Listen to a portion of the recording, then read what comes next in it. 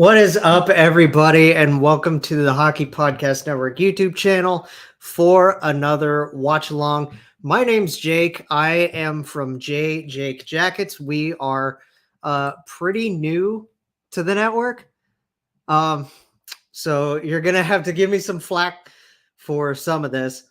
I don't know, but I'm new to this. I'm new to the whole streaming with the network thing, and we're here for Columbus Blue Jackets versus New York Islanders. I am very, very excited for this. Let me just see what we're doing, what we're handling here, and I will pull up the. Yep. Okay.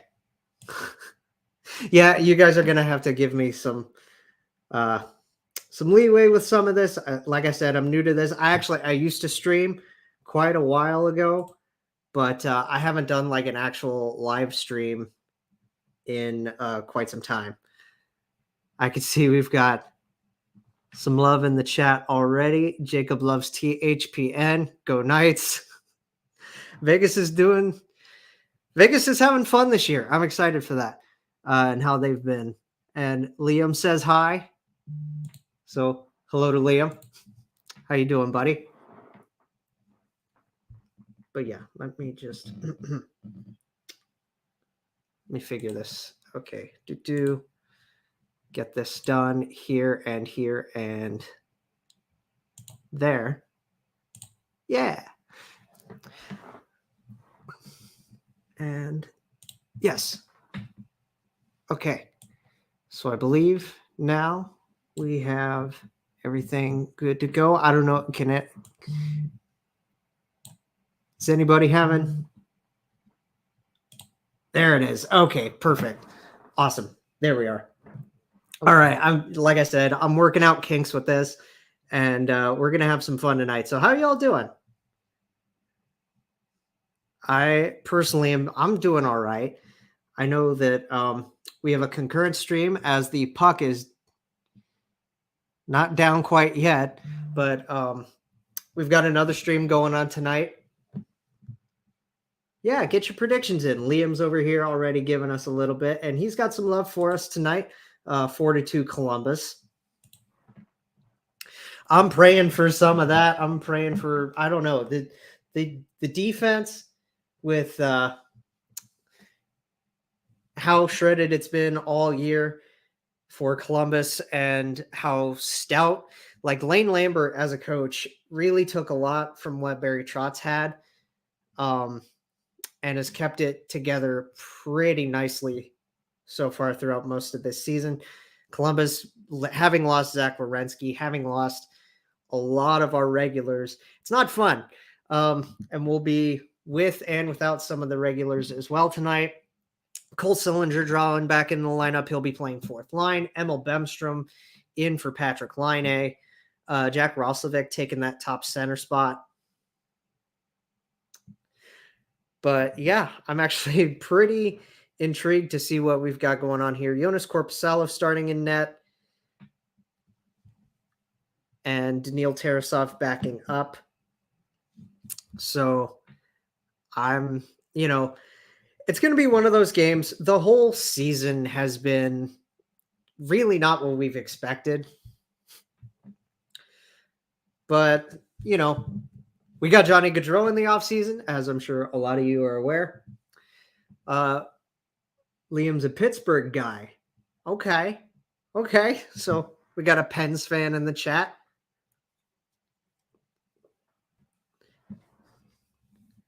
Always fun to get some rivalries in there.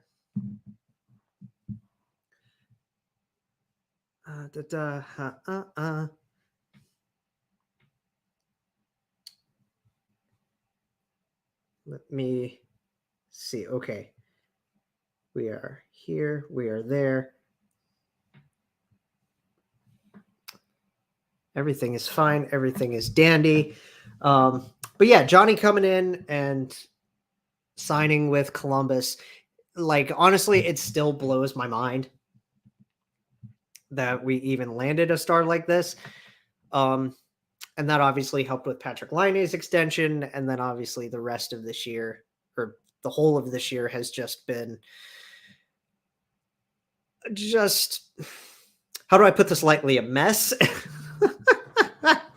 If you go and watch any of our podcast, which is Jake Jackets, we're a fairly new addition to the network, and you can follow us at JJ Jackets Pod, as you can see in my little handle thing here.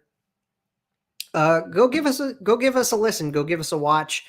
YouTube is our main source for how we broadcast, but obviously we're on other platforms as well.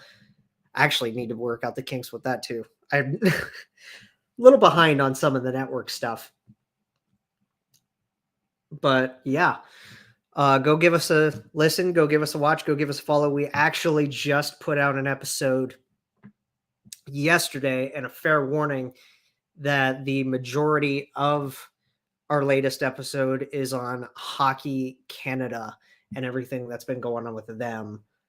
So I still think, as a recommendation, go listen, go watch that one, go share it around, because that story is we need to talk about it more. We need to share these kinds of experiences more in order to change the culture of the game and the culture of the sport, in order to make it better for us as fans and for us who are trying to grow the game, right? So yeah, definitely check out our latest episode. It's called Scandalous, and we just dropped it yesterday. So go show us some love on that, and on our show, as the watch along broadcast that I have pulled up here. We're just getting started with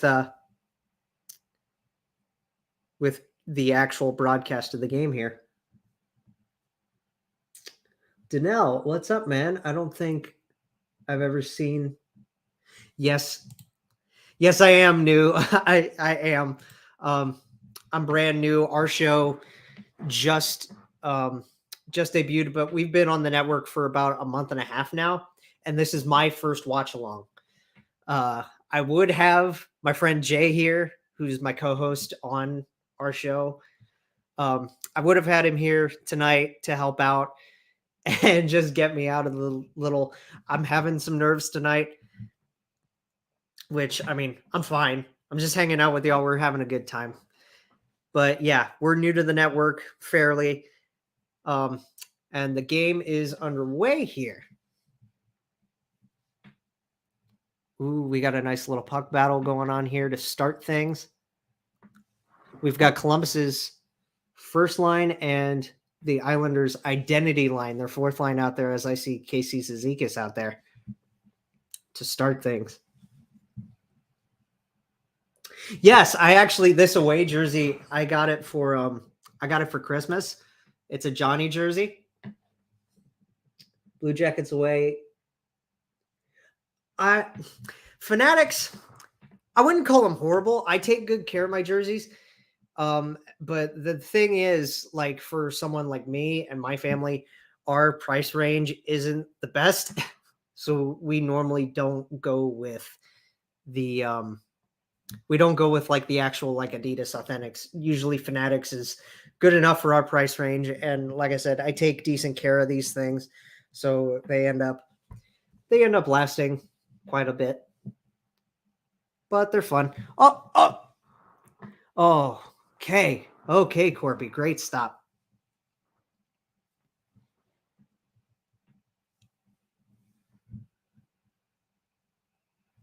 Oh, I'm sure it is. Like, getting it from the actual retailer is usually so much better.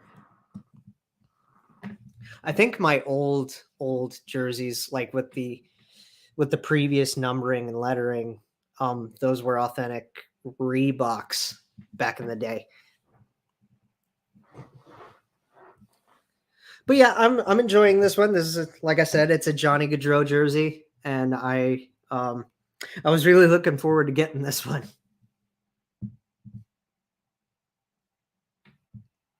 Because it's my first away jersey, and I figured, why not wear an away jersey for a watch along where we're the away team, right?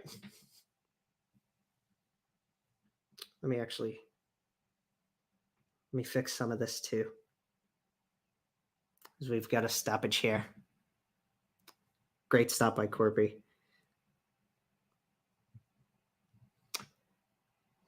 Oh, Bemstrom working hard. A little bit of a strip and a decent chance for Anthony Beauvillier there.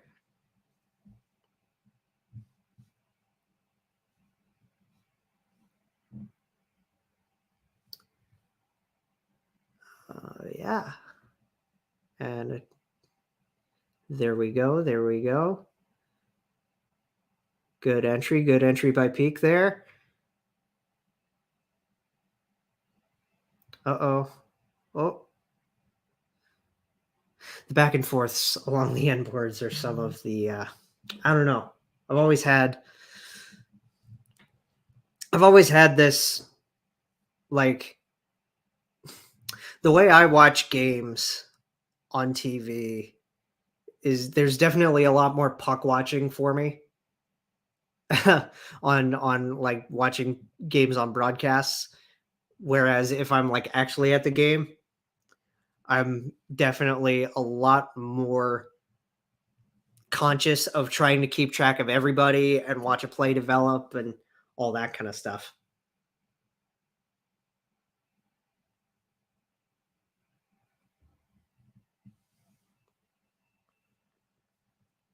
Oh.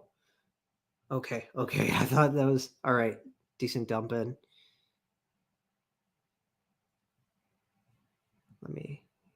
Let me see if I can. Yeah, we're gonna pull up a bit of the stats here. There we go.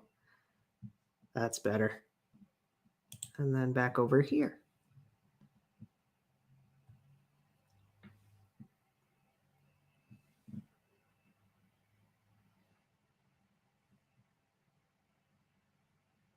Yeah, they're a lot cheaper for sure. And it's not like I don't find them cheap as in like they're poorly made. I just think the pricing is a little bit more reasonable for just getting like something for a fan, right?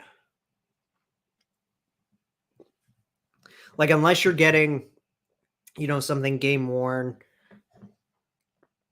or something that you would want to put in a shadow box or something, like then I would actually shell out and get something. Yeah. Ooh, big question from Subjectively Speaking, some of our friends over here at the network. Who do you think gets the first Columbus goal tonight? I don't know. I'll say,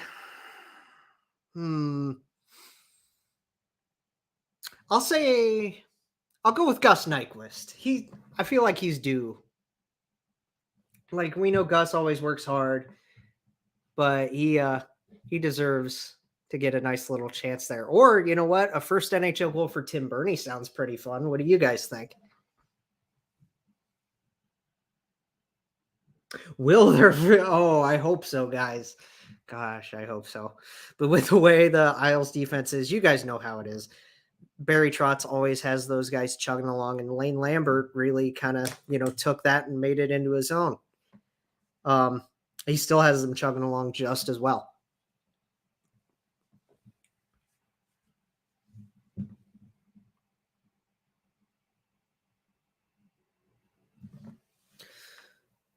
Oh, Shawnee. Okay.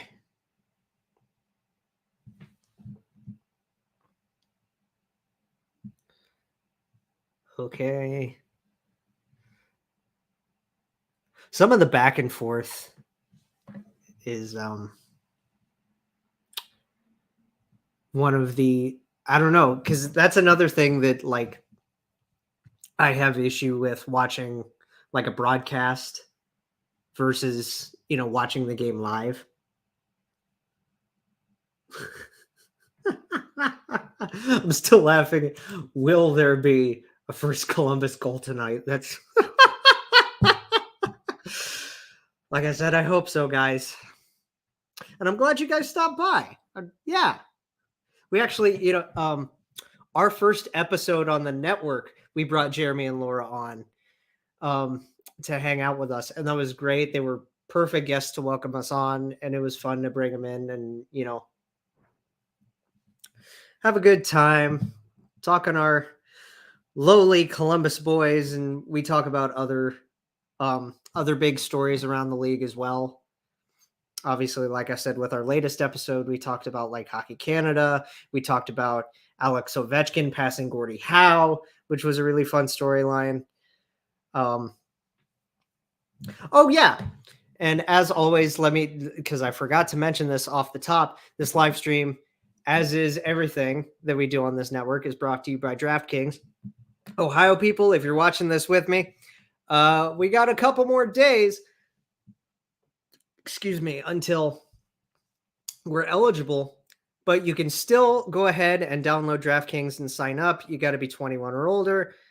But remember to use the promo code THPN to help us out on the network. It helps us grow when you're signing up. And I actually saw a little bit of the pregame show where Metzold was talking to somebody with a betting company that shall not be named. It's like Voldemort trying to mention other companies here. But they were basically just explaining the basics of sports betting, since it's going to be new to Ohio soon.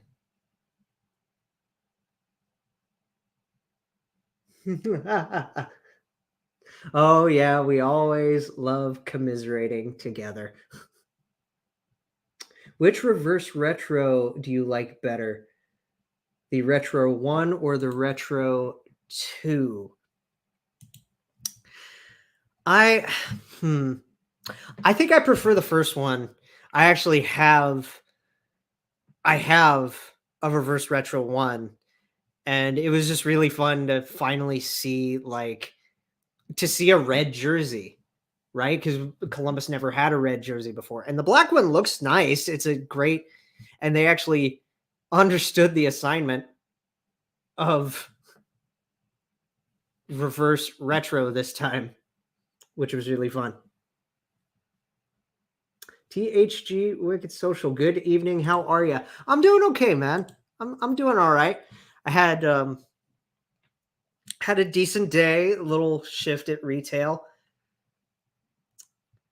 We're under a commercial break right now, so we get a chance to chill, and I get to check out some of your questions and some of your fun stuff. Yeah, I had a decent day. I just had a little shift at work, and then I came home and got ready for this. Which, yeah, I'm having fun so far. I hope you guys are too. This is and like I said, we've got a concurrent stream going on right now.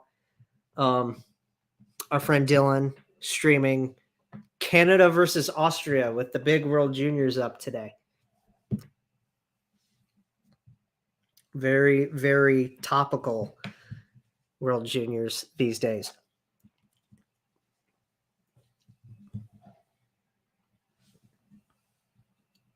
But yeah, I'm doing fine.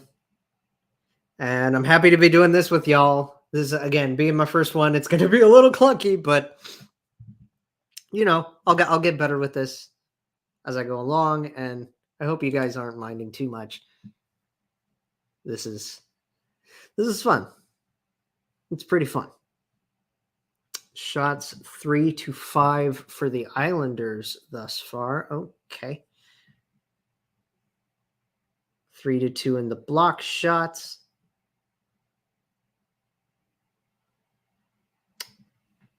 All right.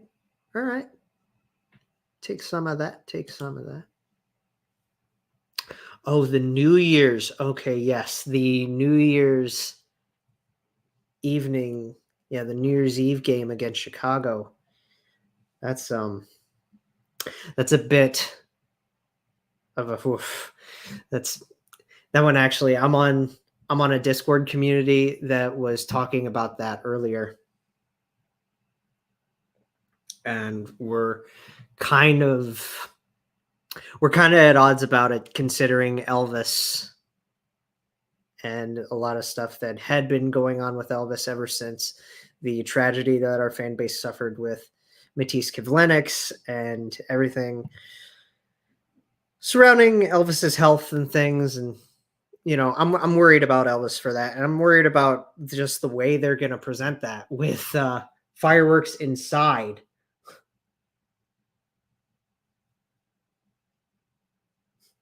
THG.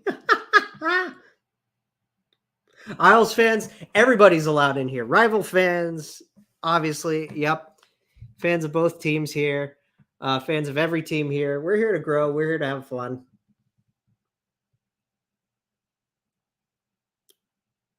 Three reverse retros, huh?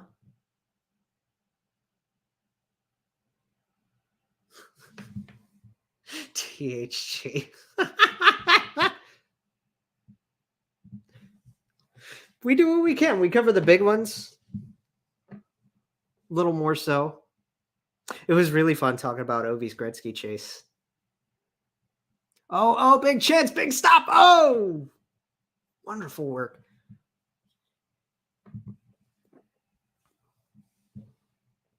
Okay.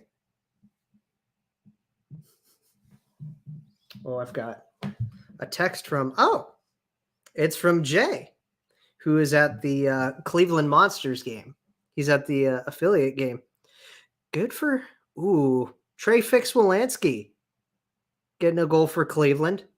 13 goals, 17 assists for 30 points in 22 games. Good on Trey. Shout-outs to Fixie.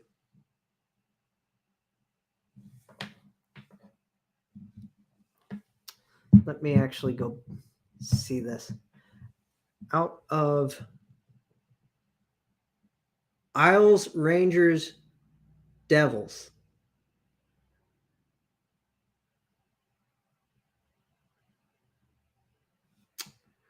Isles, Rangers, Devils. Are you talking about the 2.0s?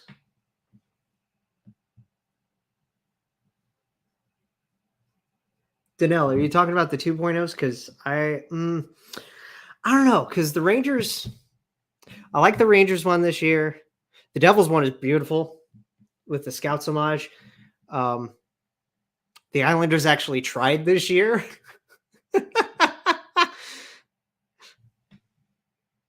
Sorry, Wicked. But I mean, they didn't try. Last year they didn't really try. The 2.0s. Okay.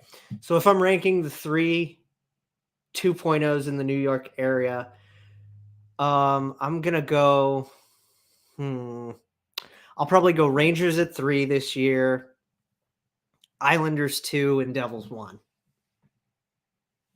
Because the whole tie-in with the Scouts and the Rockies is just it's so perfect, and it looks the whole color scheme being all over the place is awesome. The Islanders bringing the Fishermen back is something that I love. And the Rangers just kind of recolored what they did last year. And I mean, don't get me wrong, the Liberty jerseys are awesome. The Liberty jerseys are phenomenal. But just kind of doing a recolor is, I don't know, it's a little lazy to me.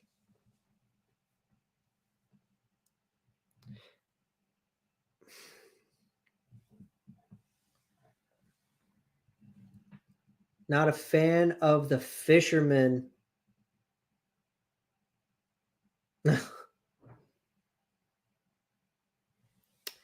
Yeah, that's the funny thing about the jerseys, right? Is like everybody was so up in arms about when the league decided we're going to do ads this year. And I mean, you do the one ad on the chest, the one ad like near the shoulder.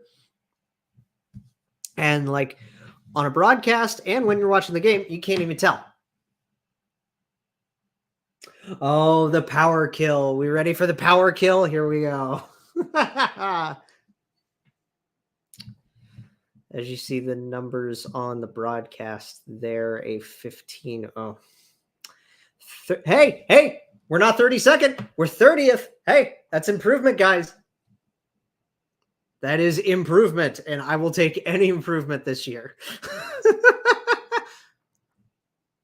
Ooh, we got Cole getting some looks. Bemstrom, Sillinger, Roslovic. Is that an Adam Boqvist? It's good to see Boki back.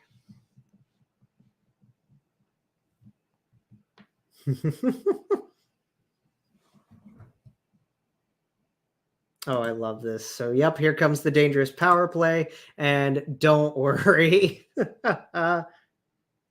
Oh, yeah. Unstoppable force meets a movable object. Am I right? Oh. Good chance there for Bemstrom right there by the circle.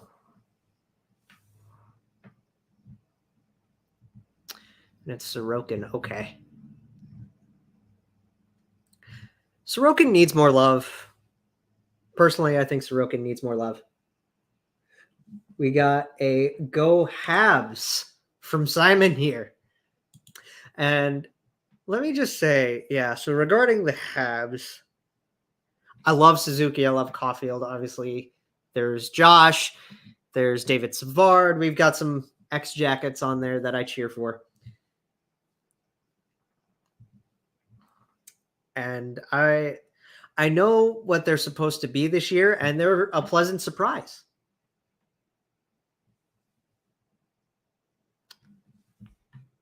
I like Matheson. I think he's fun. Arbor Jackeye is a monster.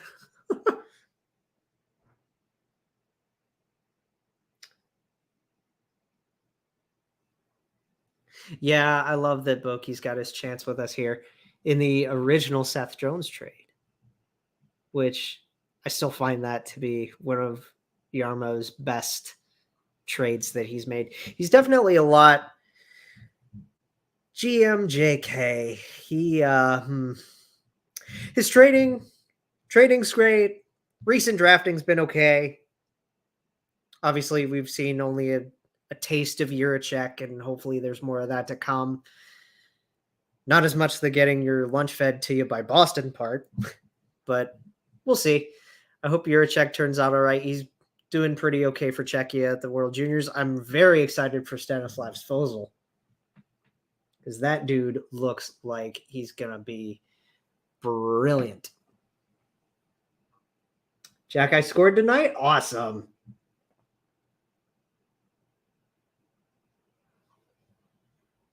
Let me ask, which is your favorite Retro 2.0 and which is my least favorite 2.0? Let me think about that for a second. I definitely think my favorite 2.0 for the reverse retros is Boston's. Bringing the Pooh Bear back, just brilliant, and doing it in white. I remember Jay and I talked about it on a show when they first released the whole line of them. Boston's 2.0 is brilliant, especially since it's white. It looks a lot better in white than it did when they originally released it in the gold. I don't know. It didn't look right with the yellow, right? And my least favorite, but a quick honorable mention to the Sharks and the Golden Seals throwback. It's so good. It's just, it's a chef's kiss. My least favorite, though, oh, man. I think I got to go Chicago. I know what they went with. I know what the whole story is behind theirs. But that was just another lazy one to me. I don't know. We've got the injury report pulled up here on the broadcast, and it's not fun. 1, 2, 3, 4, 5, 6, 7, 8. 9 guys. 9 guys. Hopefully Blanks is back soon. But yeah, 9 guys. This isn't fun. It's not fun to have 9 regulars out of your lineup. And that's a big part of what's been going on with us. is just so many guys being out for so long. Zach being out for the rest of the year, Bean being out the rest of the year, things like that.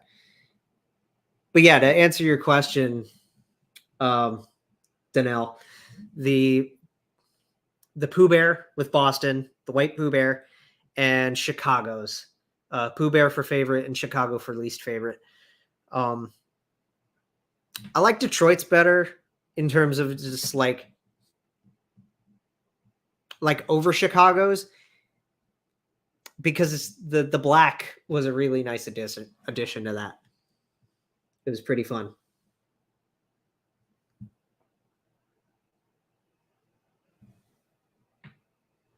But hey, Wicked, you guys also have Aturatu, and that kid making the show now is it's great for him, and you guys got to steal with that kid.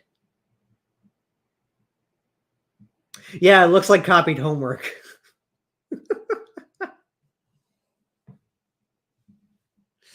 It's like that meme where you're just like, hey, can I copy your assignment? Yeah, but change it up a bit so it doesn't look as exact. But then it's just like, yeah.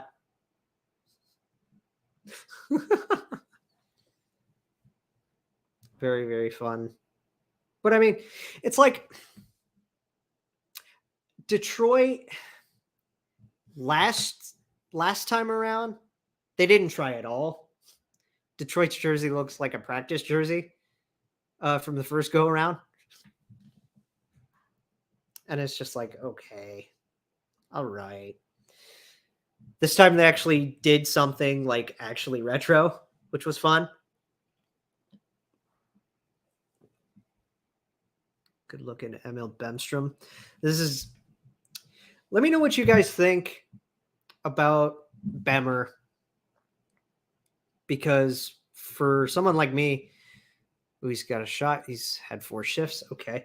Bemstrom is an intriguing player to me this year because he started in the minors. He was tearing it up. And then he gets his call up and he plays well. But then he goes back down to tear it up some more because they think he needs more time. And the year before that, he was up here quite a bit. He was up here pretty regularly. So I think this year and this game in particular is like do or die time for ML Bemstrom, because he's young enough, but it's like, is he going to stick around or what? Right? I don't know. There are quite a few guys like that I've got my eyes on.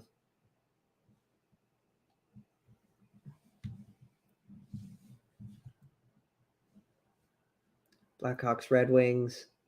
I'm sorry. I gotta like lean in to try to read some of these just to preemptively. Yeah. Kemal Lakaramaki. Yeah. Oh, Matichuk. Yeah, we ended up with Matichuk, and then Lambert fell hard. Oh, brilliant stop. Great stop, Corpy. Okay. Those tips, man.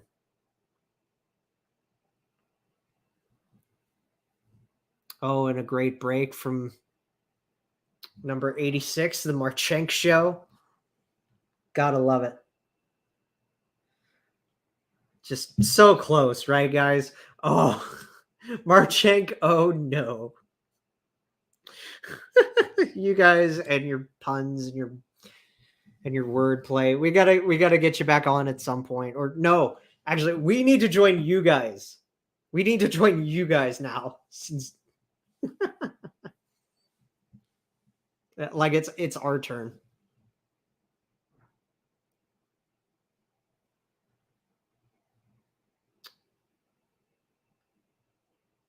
Traded the pick for Romanov. Oh.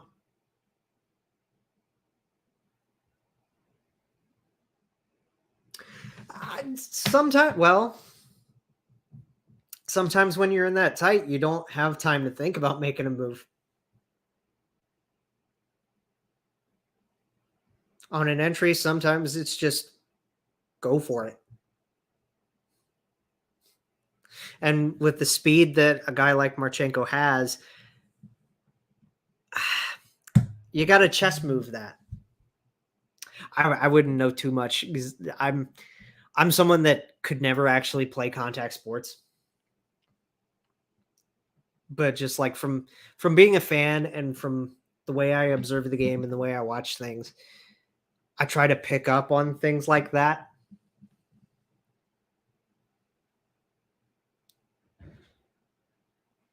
A little shift to the back end might have been nice. Try to pull him out a bit. As they draw this. Yeah, here's a replay of the breakaway. Okay. Yeah. I think he had a split second more time. He could have done something, you're right.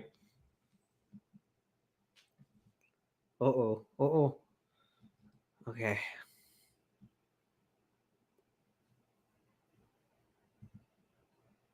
Board battles, puck battles. Fun.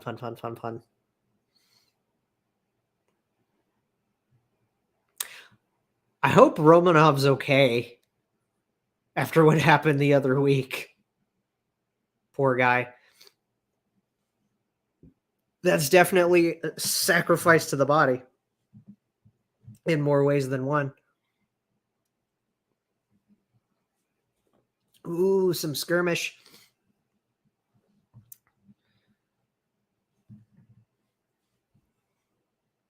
Oh, curls going down with. Okay. Oh, God. Oh, geez. Okay, so it's Corrali and Mark. Oh, okay, interference. Okay, the PK going to work. I think. Yep. PK going to work for the second time tonight. Only allowed one shot thus far. Pretty nice. Pretty good. Pretty dozer. This.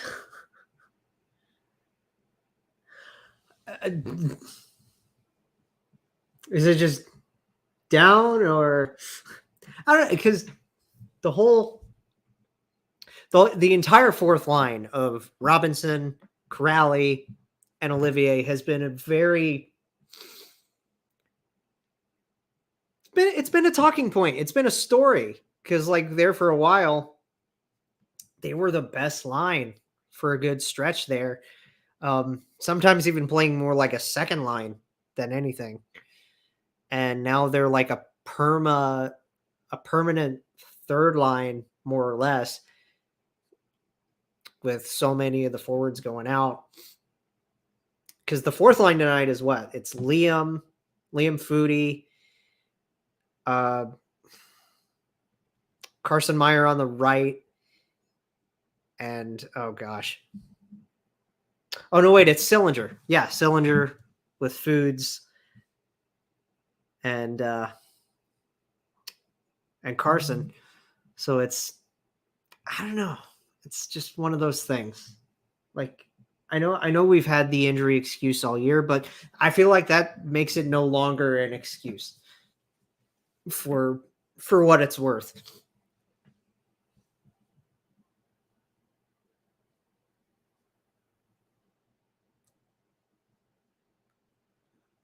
Well, okay. Still good. Still good. Still good.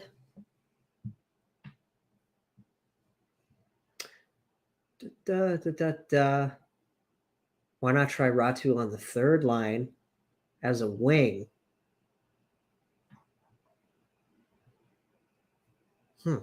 Okay.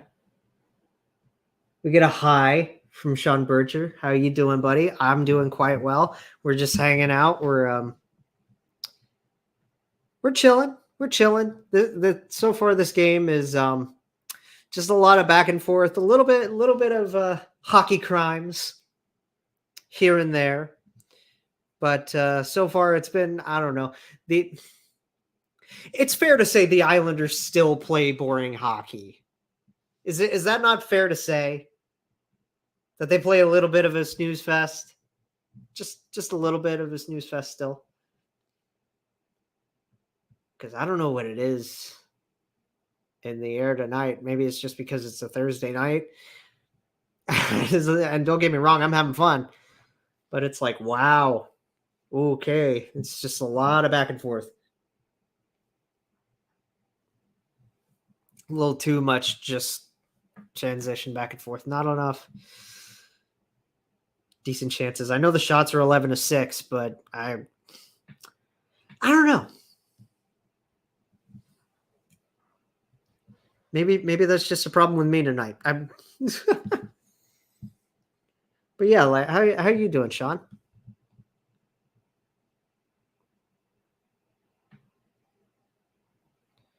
Oh, good little puck battle there.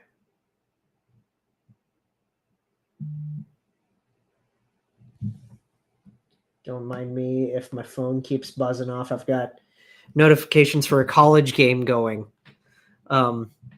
Between Bowling Green and whoever. I want to say they're playing.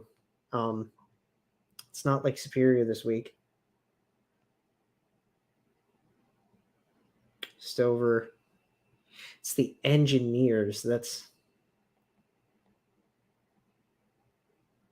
Oh, it's RPI. Okay, so it's a non-conference match. Cool.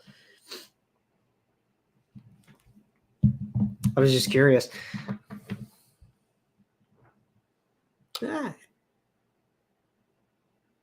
Yeah, you got our boy Shawnee. What's your final score prediction? I want to know.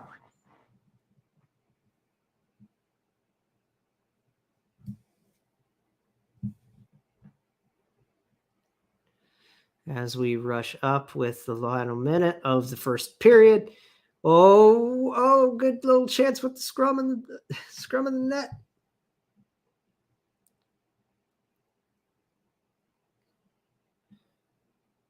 Little bit of net crashing goodness from 57 and 24.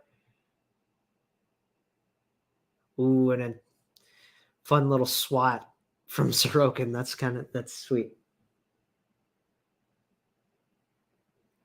2-1. Not a high scoring game, 2-1. So that's Sean's prediction. We'll book that.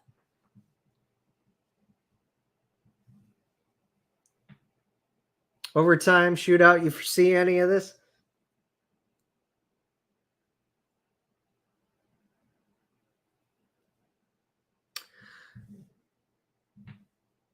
I couldn't tell who turned that over. Might have been Olivier. That's at least who I saw coming into the camera towards the net. So could have been Cole though too, or Goodbranson. Goodbranson's had an awful time with turnovers, and Cole slumping the way he's been. I don't know. It's just one of those things for a young kid. Sophomore slump. He's having a time. Honestly, it could have been anybody. The whole turnover game that this team goes through is about that.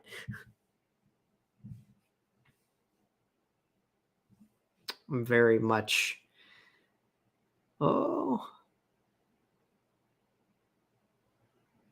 And the puck skips out.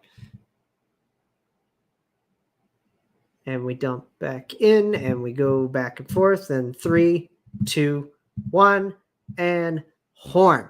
So that is the end of one. We're at a 0-0 tie. Shots are 14-7. Okay, so Columbus is getting doubled up in shots. Good save from Corpy there on the replays. And a big flick. But yeah, okay, so now that we're going to log off for the rest of the night, but enjoy the rest of it. Go Jackets. Great to see you guys at Subjectively Speaking. Go follow them if you haven't already. Good friends of ours at the network. And obviously, shoot us a follow while you're at it. And Laura, Jeremy, great to see you guys. Glad you dropped by. I'm sure I'll talk to you soon.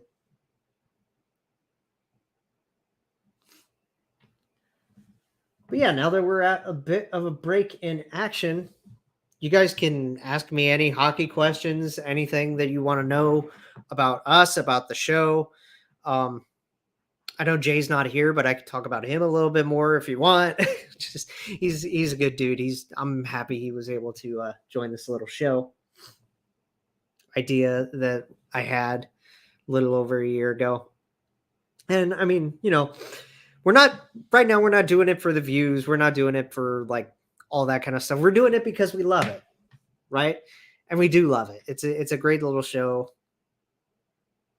And I was just happy to be talking hockey, right? That was the biggest thing for me, was just wanting to get on a platform to talk about the team more and to have some way to be creative.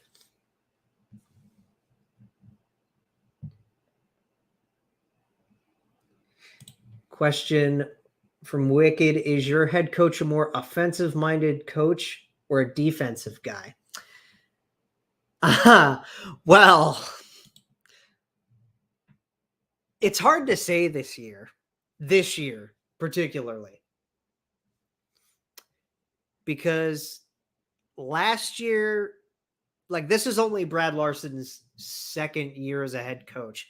He's only coached as a head coach at the NHL level. He's only coached a little over 100 games. But I think with the way that his style's evolved in the American Hockey League, and as an assistant coach, he was the power play coach under Tortorella.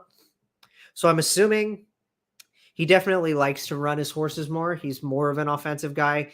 This team has evolved since Torts left to want to play more north-south hockey. But the thing is, last year they were firing on all cylinders with offense.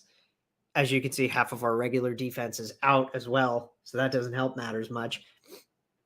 But basically, yeah, he's more of an offensive coach. Getting a guy like a Johnny Gaudreau, signing a guy like a Patrick Laine, even trading for a guy like Patrick Laine shows that we want more of an offensive style. And this year, the injuries have made it so much harder. But this year, I thought that Brad wanted to take the approach of, okay, so last year we were firing everywhere and the defense was basically non-existent. It's still obviously not where we'd like it to be, for sure. But he wants to try to balance things out a little bit more this year. Does that make sense?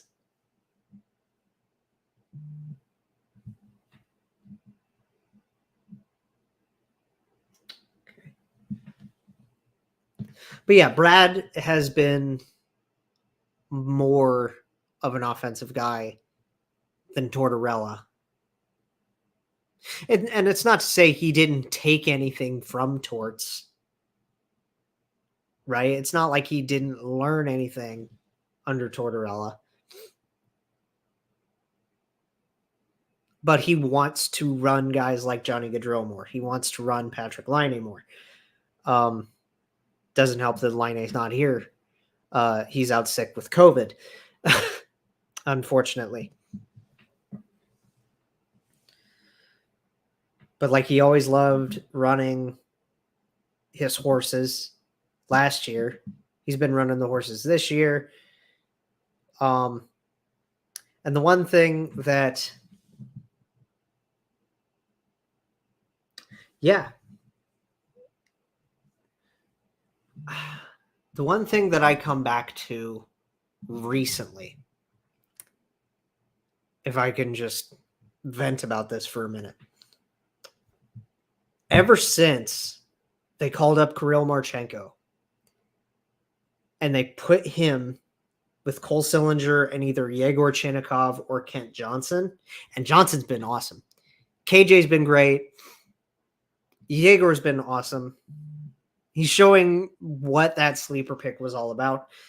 Ever since Kirill came in and solidified that kid line, like what New York has done or had done with Lafreniere, Hedel, and Kakko last year,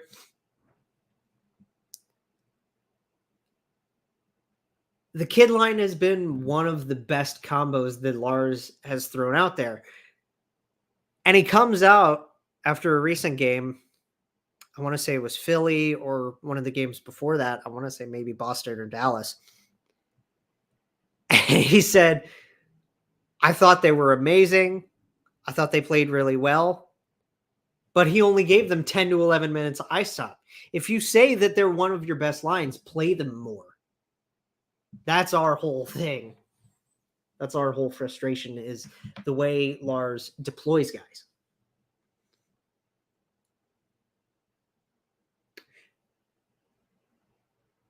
Oh, and I guess that answers this question about young guys being treated fair. So, yeah, Patty gets his ice time, obviously.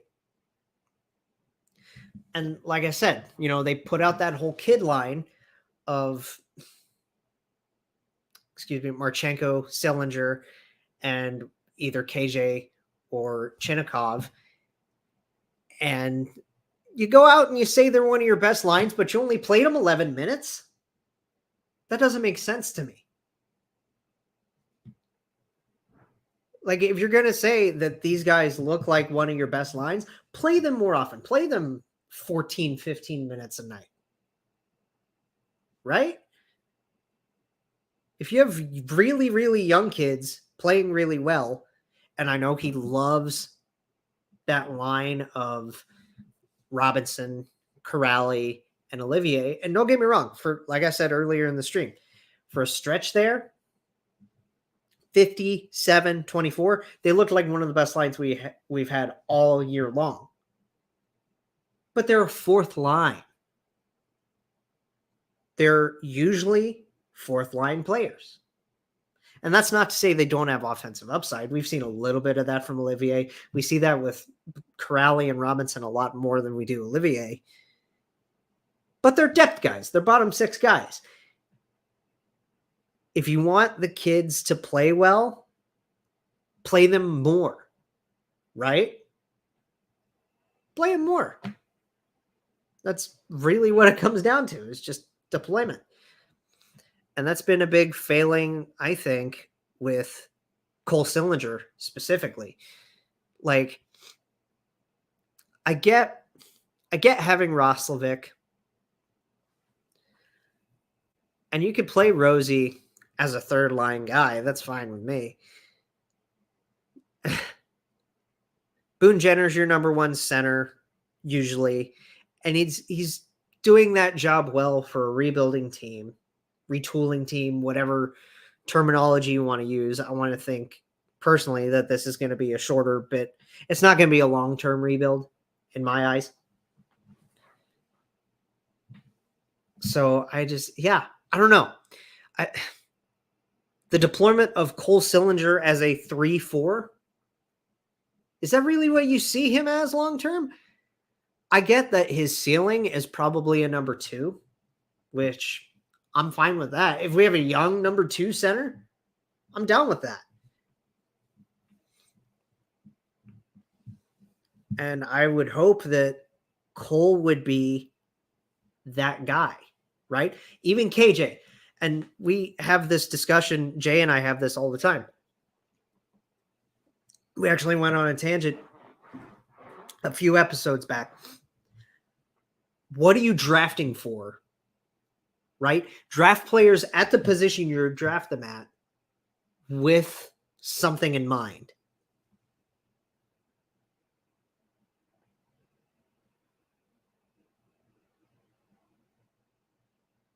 Oh yeah, Trotz was definitely one of those guys that but the Isles also they have some young guys now, but they're, it's not like they're a Washington, it's not like they're a Pittsburgh, but they are on the older side of the spectrum in terms of average age, right?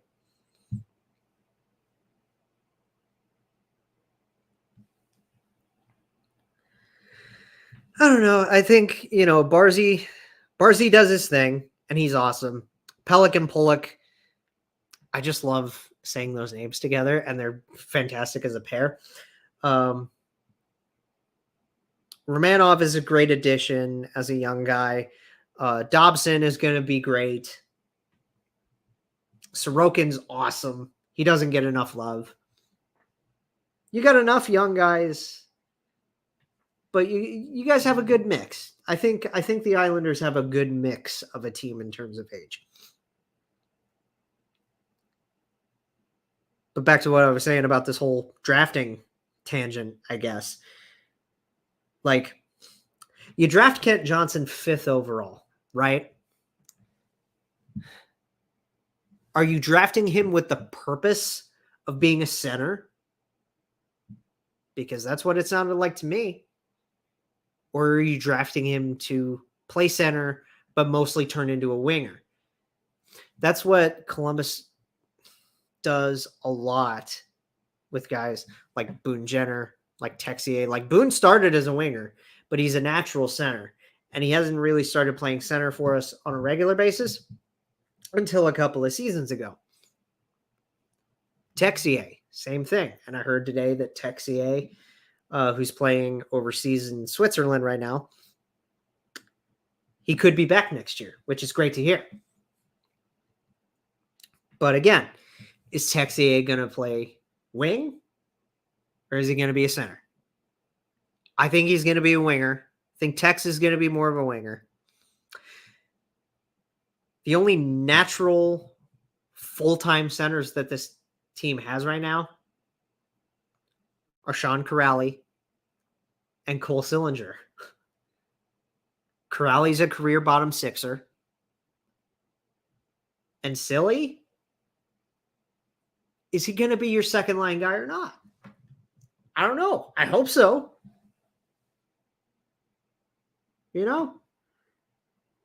So, like, when you're drafting forwards like this, draft them with a purpose. Draft them with a plan in mind. Where are they going to play in your lineup if you see them as a part of your, immediate future, in your near future, in your long-term future? Where do you see these guys? Do you see them at all? Liam Foodie's a big question mark with that. He never really got a shot with the team. He was an 18th overall pick in 2018. He never made the team out of camp until this season, and even then, sent to the minors, goes on a tear in Cleveland. He was drafted. Like, are you going to play him at wing? Are you going to play him at center? Is he even an NHL player? It's one of those things. You never know. But I just wish they had a plan for a lot of these guys, right? Trotz mismanaged or misused. Barzal, Dobson, until COVID, yeah. Wahlstrom, Aho, yeah. I like Oliver Wahlstrom. I think he's a good young kid. I say that as a younger guy myself. I think he's a great player. Definitely could have been utilized in the top 6 more. Aho, I'm not sure what to make of Sebastian Aho, the defensive Sebastian Aho, pardon me. I don't know what to make of Aho anymore. Barzal does his thing. He's definitely shown what he can do. And I think that Barzal just didn't mesh well with the defense first mentality that Trotz brought in. But you can still find a way to make that work. Like, Barry Trotz coached the Capitals to a cup. Alex Ovechkin, I know he well-rounded his game, but look at how Ovi plays still, and he plays like he played a decade ago. He's been nothing but go, go, go. Right? He's been nothing but score. He's been nothing but putting up points. That's what Ovechkin does. And Trotz knew that. I wish he knew that with a guy like Matt Barzal. And Dobby, I think Dobby could have definitely used a coaching change too, because he's definitely top 4 type of defenseman. And he needs to be utilized like a top 4 defenseman. He needs it. That's just where I think his ceiling is.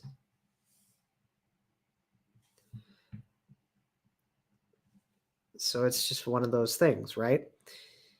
But what do we know, right? What do we know as fans better than a coach? I know that's always the big argument, right?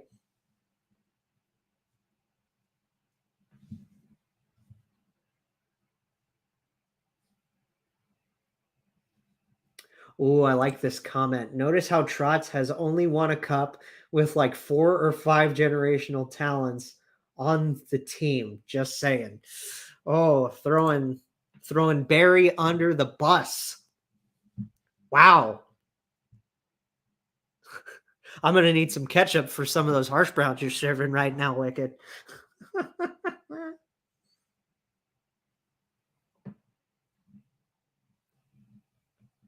As we are coming back to the broadcast, we got a big play replay going on right now on my end, on my stream. A little bit of a breakdown of fun little save sequence. Yes, that was a huge play.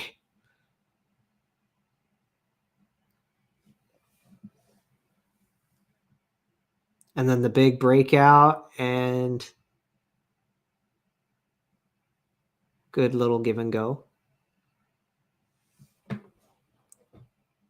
Showing some Vlad Gavrikov. That guy's a guy that deserves a bit more attention. And I think he is garnering a lot of attention as possibly one of our selling pieces later by this deadline. How's everybody doing out there as we're just getting started here in the second period? I hope you're all doing well. Hope you all have had a fun Thursday as we wind down 2022. Gosh, can y'all believe that? Can y'all believe we're almost in 2023 already? It's blowing my mind. And it's funny because my mother, her birthday's on Christmas Day. So we always know when it's about time for everything to change because her birthday comes around and we do our thing with Christmas and then we do a little something for her every year. Oh. Sorry, we got a little net swarm. I'm trying to pay a bit of attention.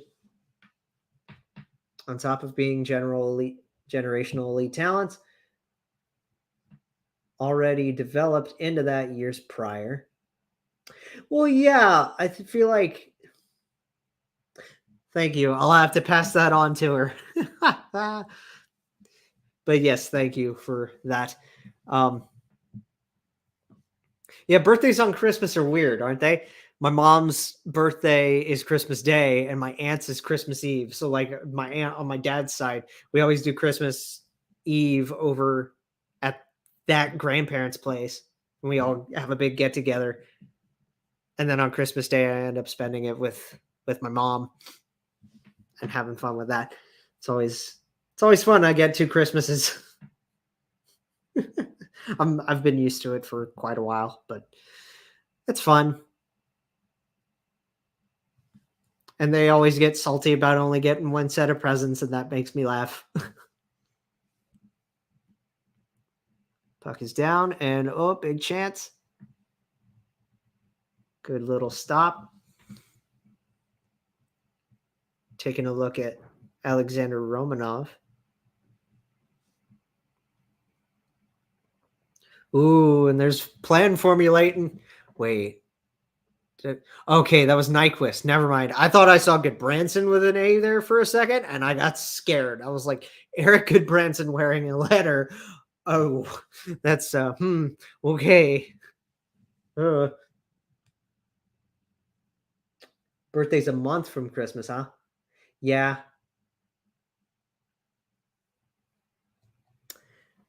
That's fair. That's fair. My birthday's at the beginning of November, so I'm able to like spread it out enough to where people can still ask me, what do you want for your birthday? And have that be separate from what do you want for Christmas?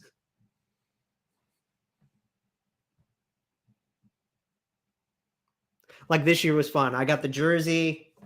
I got a lot of jackets merch. I actually have a little frame up in my kitchen area over here that has like all the logos on it. I talked about it at the end of the scandalous episode where we were just trying to find some levity, and I was like, okay, let's talk about what we got for Christmas.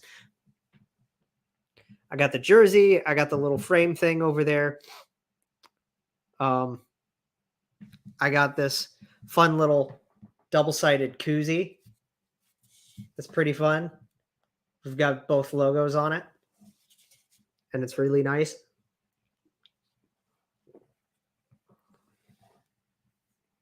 I got a little like one of those helmet sets that you can get at like the NHL store. My cousin got that for me. I got another like little generic Blue Jacket shirt, which is fun. It was a good little CBJ themed Christmas for me this year. I got some other fun stuff. Like I started working at a GameStop on Black Friday. Imagine that being your first day, right? So I got some fun merch like that to go along with it. Like I got a sweater, like a Grogu sweater, and I got this fun shirt that says I paused my game to be here.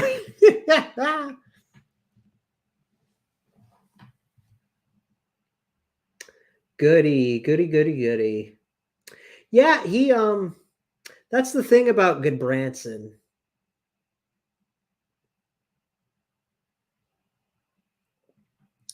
Yeah, Goodbranson has his flaws.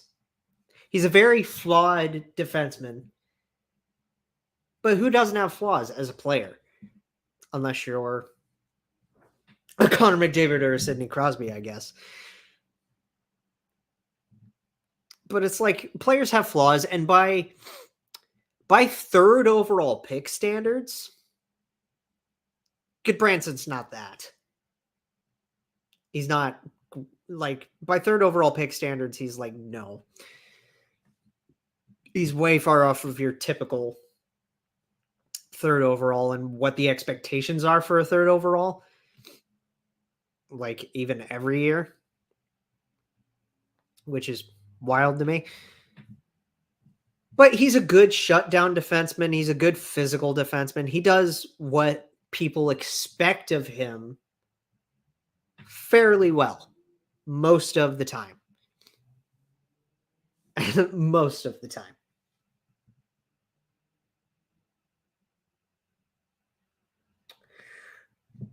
You mean when we signed him or when he was with the Panthers? Because when we signed him this offseason, the biggest thing that Jay and I came back to was the addition's fine. Adding Eric Goodbranson is fine. It brings in something that this team lacked, which is size, physicality, a way to protect and mentor younger defensemen. But the problem with Goody is the contract that was given to him. A 4x4 for Eric Goodbranson is a no. Oh, when he was drafted. Yeah. But that's the thing too, right? Is I'm trying to think of the example that I used back when we had that original discussion on the show. Oh yeah, Dylan Strome. Dylan Strome is not your typical extremely highly rated, crazy, talented third overall pick. He's a talented player. He's a great player. I love Dylan Strome. I've loved him ever since he was an Otter. But it's like, it's one of those things, right? Like draft classes, it's hard to judge some of the more recent ones, obviously, like 2020 and 2021. But it's just one of those things, right? Sometimes you got to wait and see to see what these players turn into at the NHL level. Yes, Ryan Murray's a big example of that. And I think, gosh, Ryan would be a great Blue Jacket now for what we need right now. As a serviceable defensive guy. But he was just always getting hurt. The guy's made of glass. I feel so, and it's half of the time it's not even his fault. He just can't stay healthy. And that just makes me feel bad for Ryan as a player and as a person, because it's like, this is his dream, right? I'm happy he got his cup ring. I'm super happy he got his cup ring. Him and JJ both. Because Jack Johnson was another one of those former Jackets defensemen that I've like almost always rooted for. The only time that I never really rooted for JJ was when he was in Pittsburgh. And that's for obvious rivalry reasons. But yeah, Murray at this point in his career, it just makes me feel bad. And I'm happy he got his cup ring. And like, it is what it is with Ryan Murray at this point. If it would be an anomaly for Murr to have a healthy season, like a 75 plus game season. I'll say 70. If he plays like 70 plus games, that's a big year for Ryan Murray. And the sad thing is, and it's kind of funny, and I know Jeremy and Laura, who were here earlier, subjectively speaking, we have this thing in the fan base where, because of Ryan Murray, we've called the number 27 a cursed number. Because look at what's happened with Boki. Look at what's happened with Boqvist and his injuries. And what number does he wear in the program? 27. It's weird, right? It's really weird. Let me pull up Devon Taves. Yeah, Taser. That Taser, definitely, yeah. He deserved it. Speaking of Taves, mismanaged by Trotz. As we take a look at some Jackets and their Czechian conglomerate at the World Juniors. Definitely rooting on Juracek and Svozil and Ricehavi. But yeah, Taves, I don't know, because I know it's only been a couple of years since Trotz was there. It's been a year since Trotz was there and Taser was there. But I don't know. Being the second pairing guy, I thought it was fine. He's definitely a top pair. He's a top pair defenseman. We've seen that now. But it's like, sometimes when you have so much talent on a roster, where else can you put guys? right? It's like it's kind of the Oilers argument with having the center depth. And I know Leon plays a lot of wing and he plays a lot with Connor on that wing. All you got to do in order to really get that depth going is Connor gets a line, Leon centers a line, Nuge centers a line. Who cares who your fourth liner is? Just get a decent depth guy and you are pretty set if you're Edmonton. Oh, big stop from, oh no. Never mind. I thought he had that. And we've got our first goal of the game. Islanders make it 1-0. Oh boy. All right. Time to climb the hill. Shots are still being doubled up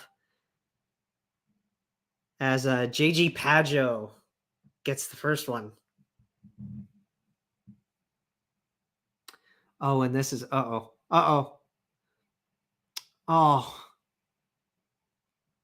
Rough defense from Johnny here. Rough skating from Johnny Gaudreau.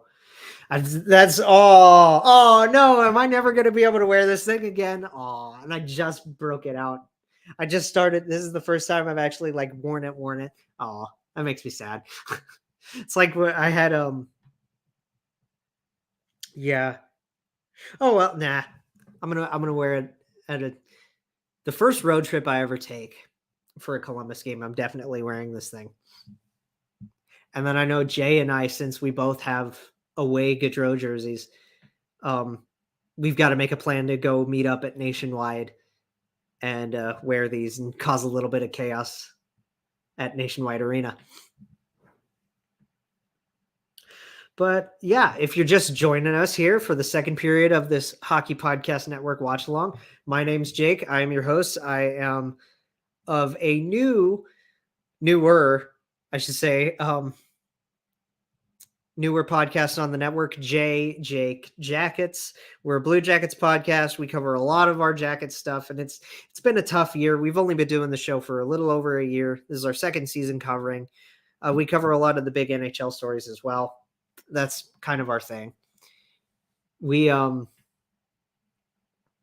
we have fun, and we're very excited to be a part of the Hockey Podcast Network. Everybody's been great to us so far. And it's fun.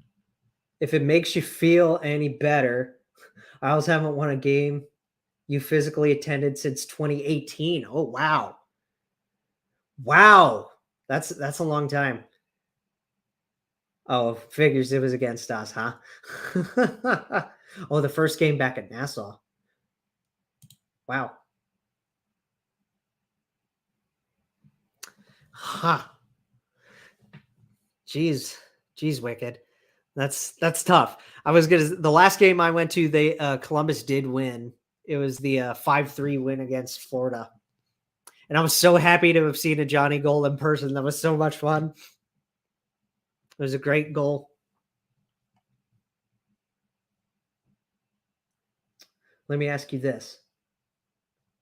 Oh, this is actually a really good question. Let me highlight this. Let me ask you this. Are you sick of the Winter Classic putting the same teams on all the time? The Penguins, the Bruins, the Caps, the Hawks?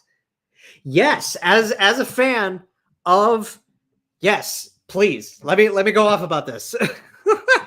As a fan of a smaller market franchise that really hasn't done too much, our biggest accomplishment, like we still talk about it, the sweep of Tampa, but at the same time, that was 2019. And the Lightning have stomped us every game since. Every game since. They've always had to be in their bonnet whenever they play us, and they slay us. But as a fan of a smaller market franchise, I want more teams in these outdoor games. The reach, like, I understand. I understand why they do it to a degree. Because it's familiarity, it's original six, it's a lot of that kind of thing, right? It's like the iconic looks of the franchises. But at the same time, it gets old really, really fast. Which is why, like, part of me is happy that um I know Washington is in the Stadium Series this this year, but I'm happy that it's against Carolina and that it's in Raleigh. It's like you get a new team in there, right? And I know the league is talking about doing an outdoor game. I want to say it's a Stadium Series with the two new little kids with Vegas and Seattle. That would honestly be pretty fun. But I do personally, gosh, I really, really, really want to see Columbus get an outdoor game at some point soon. If it's at the Horseshoe, I know that's a bit of an issue with Ohio State. I think that's more of an issue with Ohio State more than it is with the league wanting to do something, with the NHL wanting to do something. But like, please, I would love to see Columbus in an outdoor game. Give us like a cream jersey, or like, do something with the Cannon logo, jazz it up like that. That would be really fun. Oh, I know, and I'm sorry, but I'm not sorry for taking John. He wanted to come here. He did want to come here. And that's the thing, is I'm kind of, people are still salty. And I don't get that. We're almost in January, guys. Can we stop being salty about his decision? It was more of a family decision, right? More or less. Oh yeah, I want to go to a game in Raleigh really bad. I bet PNC is really like a lot of fun. That's the thing. The Winter Classic. Oh, was that one that got rescheduled? Okay. I didn't realize that was a reschedule. But still, that's going to be fun. Oh, we got a little stoppage here from Soro. We got a tussle with Carson Meyer. Carson Meyer and Anthony Bavillier, a little bit of pushing and shoving. Come on, guys, do something. Carson, go.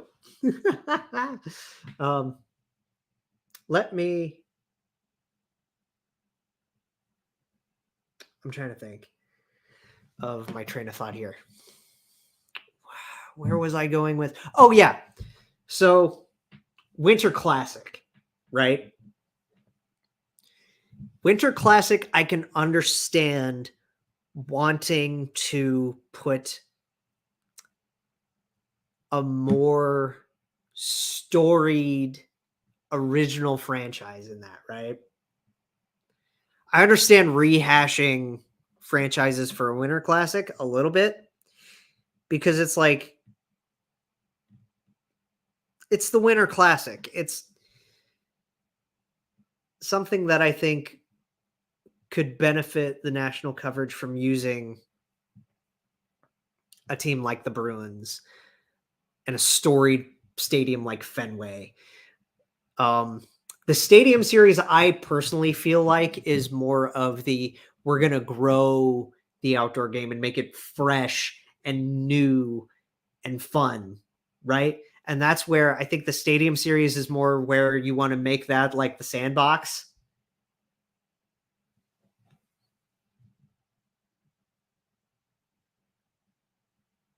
Oh, update the score. Oh, shoot. Here. Let me fix this. Oh, no, it says, no, it says it here.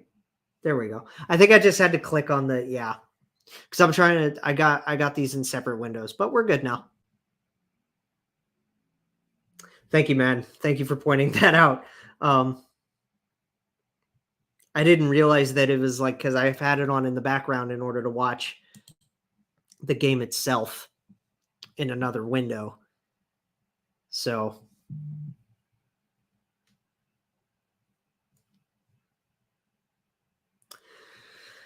but yeah, that's my whole thing with the outdoor games, is I think that the Winter Classic should be reserved for something that looks classic, that looks fresh. If you want to put like St. Louis and Minnesota was awesome. And the jerseys for Minnesota and St. Louis looked phenomenal. It was great. It was wonderful. And that's fine to do that in a Winter Classic game too. But like that's where I feel like the Winter Classic is more appropriate for those teams that they've been recycling. And the Stadium Series is where you can experiment. Colorado and Los Angeles at the Air Force Academy, right? What's another one that was really, really good? I'm trying to think back to previous ones. I don't know why I can't think of any off the top of my head right now.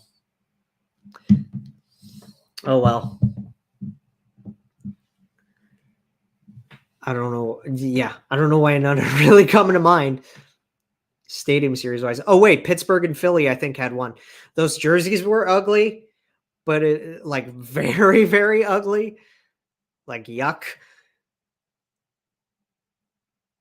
But at the same time, it's like you get Philly in there. That's one you don't normally have too often. I know they've only had 2 outdoor games. They had a classic against the Rangers, and then they had a Stadium Series against the Penguins. It works.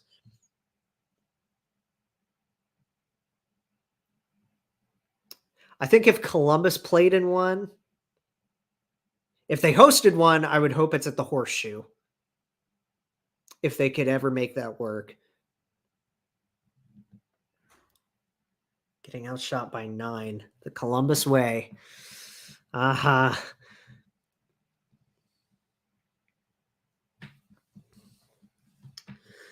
If they went to one away, I'm trying to think of where they could do that. Did they ever do one at West Point? Could do Isles Rangers. Could also be a Winter Classic. Yeah, I don't think they've done that at West Point. They haven't done one at the Naval. Or no, wait, is the Naval? Did they do the Naval Academy yet? Because I feel like you could put Washington in that one. But no, not to my knowledge. They haven't done one at West Point.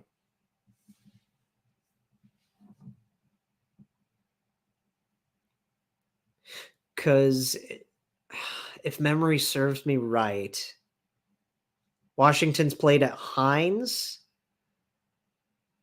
and New York played their Winter Classic. Oh, we got a penalty for slashing here. Uh-oh, Columbus is going on a power play.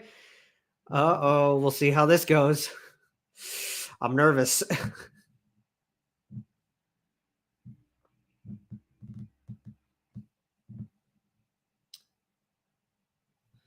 When we get back from this commercial break, Columbus is going to be on a power play. I'm getting nervous.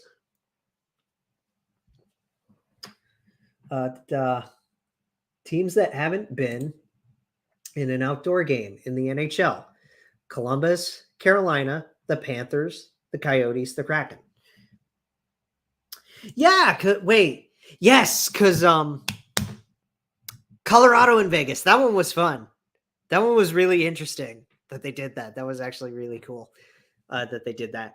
The Kraken and the Golden Knights, I think I talked about that earlier. They want to do a Stadium Series with that in Seattle at some point. That would be really cool. You could do that at you could do that where the Mariners play, or you could do that where the Seahawks play. That'd be fun.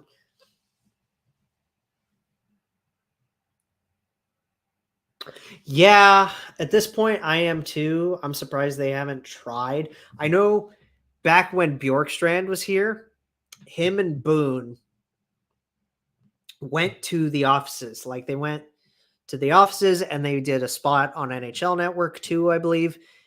And they talked about that. They talked about the possibility of that happening. I think the league, other than the Coyotes, and yes, I'm saying this as a little bit, it's a compliment and a bit of a chirp, because Jay and I talk about the Canucks and Coyotes a lot on our show, and it's for good and bad reasons. Like we love I don't know. Part of me is like, I like the Schadenfreude, but at the same time, I feel bad and I really want the Coyotes to do well. And despite Gary shoving the Coyotes up and down us, like, I think it can still work. I think they could do one with Vegas. That would be fun. Another like outdoor game in the desert between those two could be pretty entertaining, I think.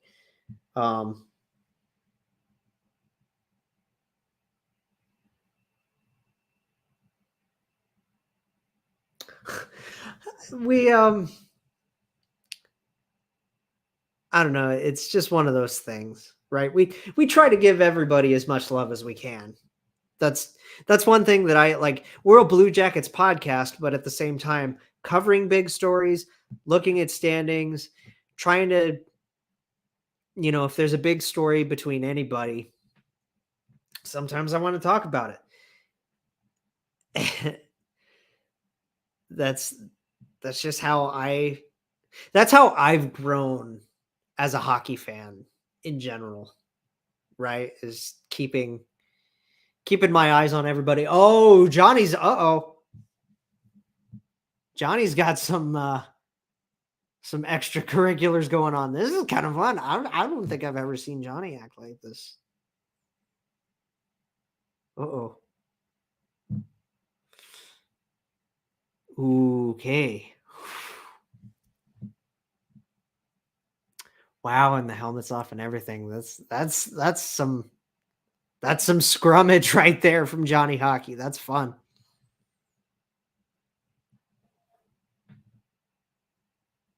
And the guy on this jersey. That's awesome.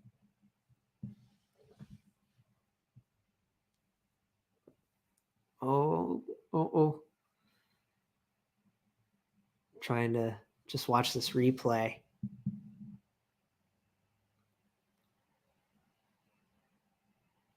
So we've got a 2-1 Jackets. Oh, is Johnny getting like an instigator or something? That's not cool. I have this feed muted for copyright reasons, obviously, but yeah, I don't. Okay, still a bit of power play time left. Fun.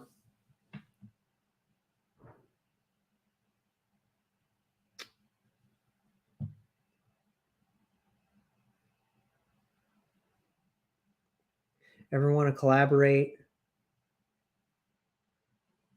Isles never say die. Yeah. I'll have to get in touch with some of those guys.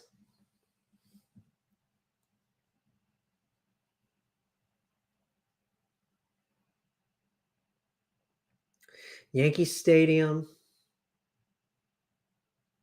Yeah, Yankees. You got to do it at Yankee Stadium first, right? If you're going to do that.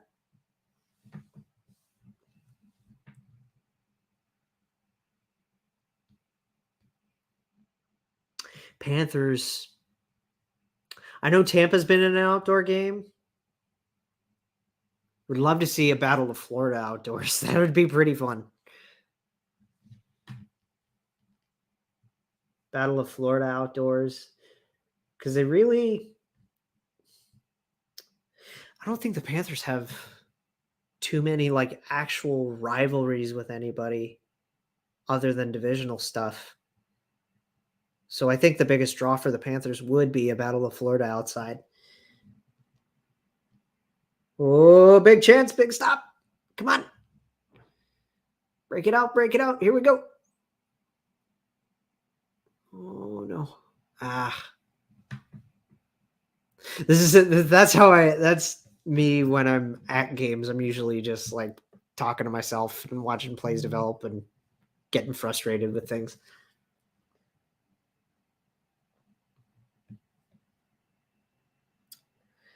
And it's 2-0. And you never want to be the camera guy. Oh, Shawnee, what'd you do?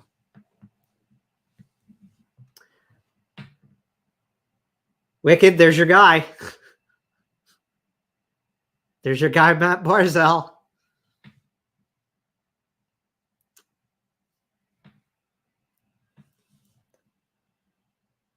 The reverse jinx. Sorry for the reverse jinx about saying how bad the power play is. Dude, that's what happens. That's exactly what happens. All hockey like this is superstitious.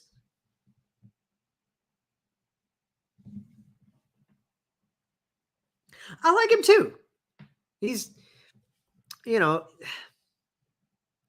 there are a lot of superstar level players that are like mid first round picks, even sleeper picks, that don't get as much recognition as they should. And sometimes that's because of where they play. Sometimes that's because of where they were picked. Sometimes that's more the surprise than anything. It's like, oh, they were picked there? How? And I think Barzy's one of those guys.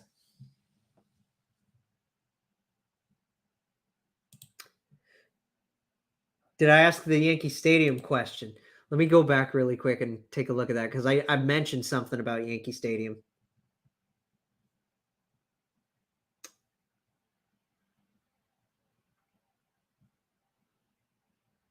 Yeah, I did say that. I think that, again, I think because you said they had that already, right? And if they haven't, that's a crime. That's like absolutely a crime. And to do fixing bam. There we go. And a double click on that to double check and make sure. Cool.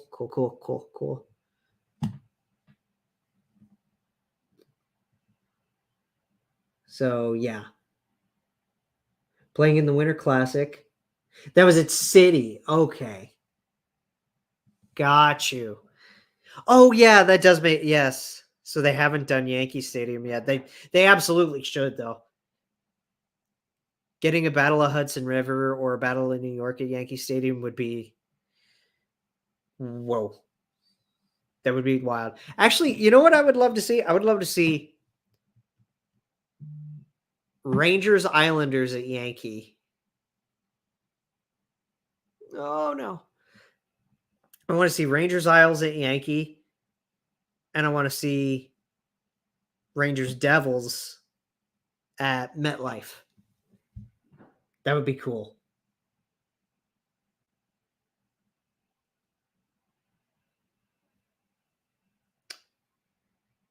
Top 4: Barzy, Dobson, Sorokin, and Martin. Martin, underrated pick. Like, I know he does what he does. He's a fourth line guy. But he is, he's one of those more recognizable guys that they have. When it comes to the identity guys that the Isles have, I am personally more of a Clutterbuck guy. Love me some Cal Clutterbuck. He's awesome.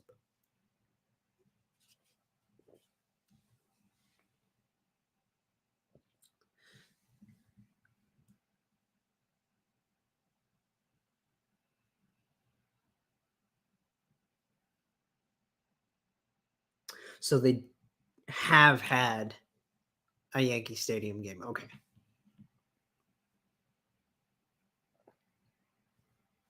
I would probably need to double check that. I can probably see.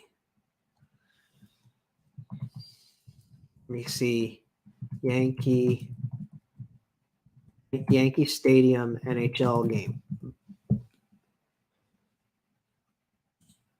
2014 2014 Stadium Series. That was at Yankee.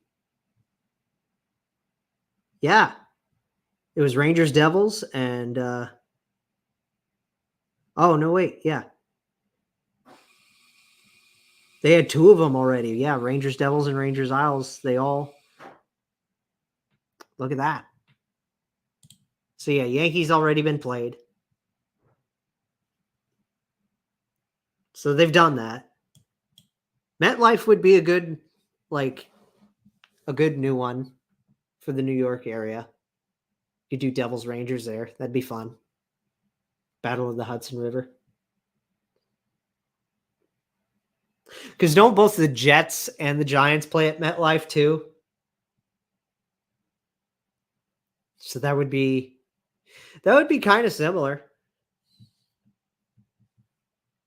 to like a Jets Giants. That would be kind of fun. As we end the second period, Columbus is now down 2-0 and being outshot by 12. All righty. I'm not going to say that I'm surprised. Oh, Gavrikov giving a little brush off to Corpy. That's kind of nice. Fun gesture.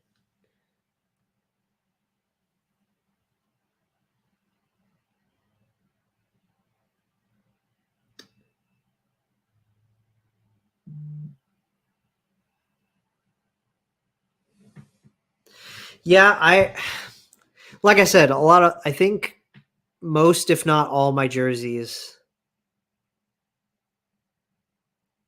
because they were cheaper, are Fanatics. But they serve us well. They're fine. I take good care of mine, and they've always held together pretty well for me.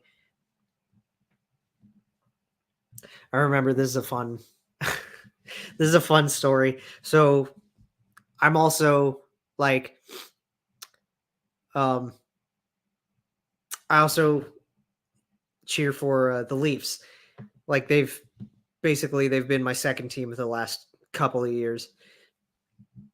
Especially after the Chicago stuff went down, I was just like, I can't cheer for these guys anymore. So I started getting into the Leafs a few years ago, around when I first discovered Steve Dangle and his stuff, and he just made me like fall in love with the team. So last year, just as a personal thing, I bought a Marner jersey, and I love it. It's awesome. It fits great. It's a wonderful jersey. And when Mitch was having his big point streak this year, they kind of are. The Maple Leafs are the Cowboys in the NHL. They are. I'm not going to lie, they are. And that's why my buddy Butter cheers for both.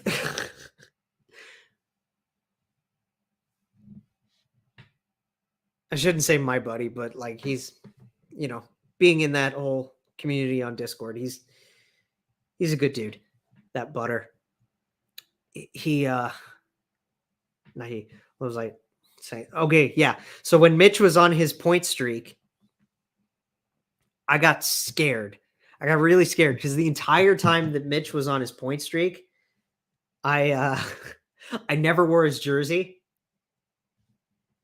because I got scared too. Like by the time he hit like 17 or something, it was pretty early on in the streak. We've got a hey from Sports Center. How you doing there, friend? If you're just joining, we're at the end of the second period between Columbus and the New York Islanders. My name is Jake. I'm from a fresh podcast on the network, Jake Jackets. You can go give us a follow at JJ Jackets Pod on Twitter. If you want to come hang out with us more and check out the show. It looks like we had a prediction earlier in the chat that was 2-1, but it was for Columbus. So he might get that a little bit wrong. He might pick the right score. He just might not pick the right players. Oh, hi, Shane, and hi, Dylan. We're doing okay over here. We're just chilling out. We're having fun. Oh, thank you, Wicked. I appreciate that, man. Appreciate the love.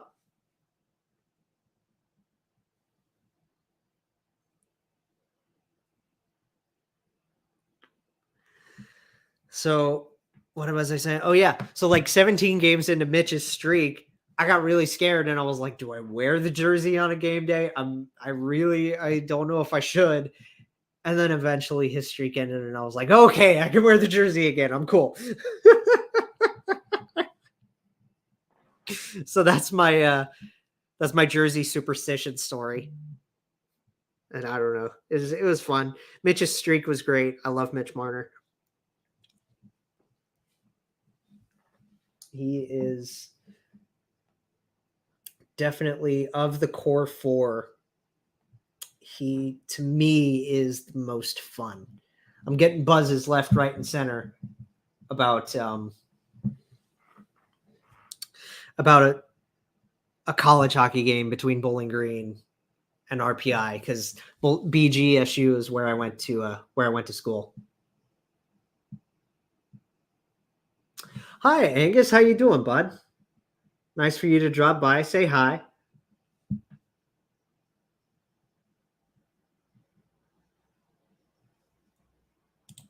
Don't know much, but you'll learn. Well, you'll definitely get the chance to hang out with a couple of pretty cool dudes, if I say so myself, and get to learn about the team following us. And we are actually, it's funny, we're the fourth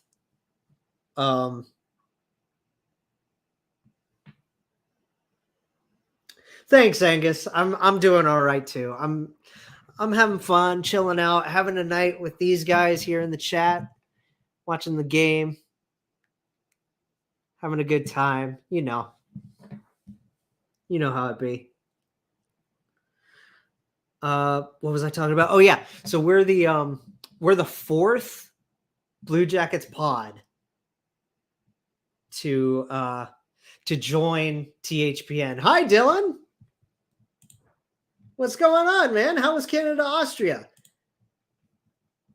You guys just wrapping up? That's cool. But yeah, we're the fourth Jackets pod to join, along with Subjectively Speaking and Brew Jackets. And I don't know why I'm blanking on the other one. Gosh, that's going to drive me nuts the whole rest of the night. Oh, yeah, we have. Anybody else? Predictions for the rest of the game? We're 2 periods in and we're down 2-0. Do you think it sticks this way? Do you think we got a good comeback on our way? I don't know. Let me know what you guys think. I am hoping that some of the big guys come up big. Guys like Gus, at least, like, with no Patty, it's hard to have one of those finishers. But we have guys that are still going to be able to finish, like a Johnny, like a KJ, Marcus Bjork, very underrated in that category somehow. Sorry, trying to take a look at this. Oh, Jackets debrief. That's right. Yes, wow. Shout out to our guys at Jackets debrief as well. We got a 3-1 Islanders from Wicked here as the final prediction here. Fun. Hasn't been too active. That's fair. Okay, yeah. Totally cool. Good to know. But yeah, so like it's us, it's Jeremy and Laura, it's Subjectively Speaking, it's Lance and the guys at Brew Jackets and the Jackets debrief. So yeah, we're kind of flooding the place a little bit.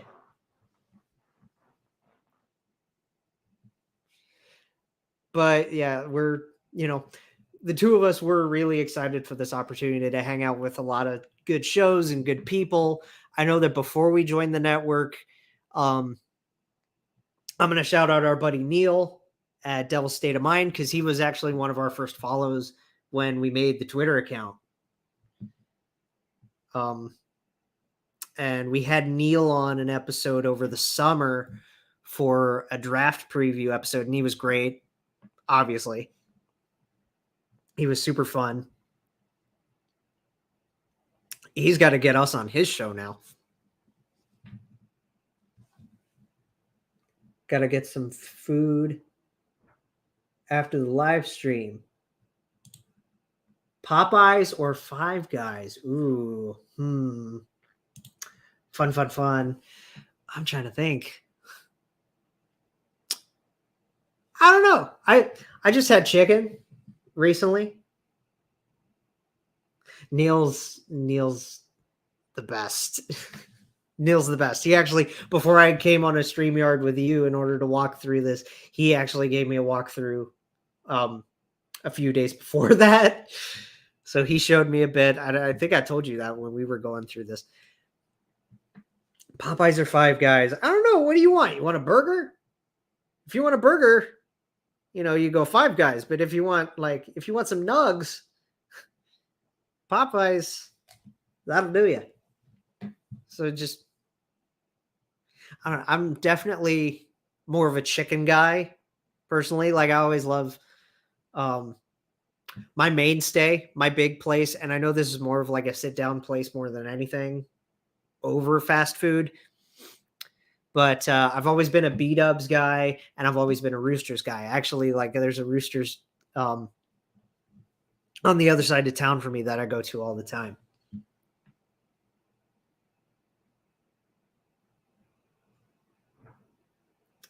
But I'm going to disagree with Wicked here in the chat, since he's Wicked's going Five Guys. I'm going to go Popeyes. I'm going to be the contrarian, and I'm going to go Popeyes.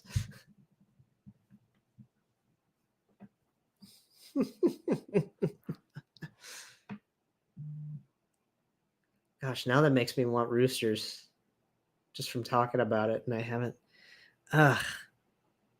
Next week. I got to plan that for next week now.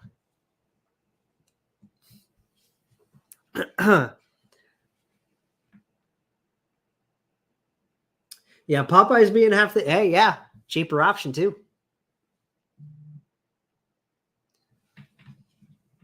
Cheaper option. You get a little bit of that Louisiana Cajun spice in there. Have some nice flavor to that.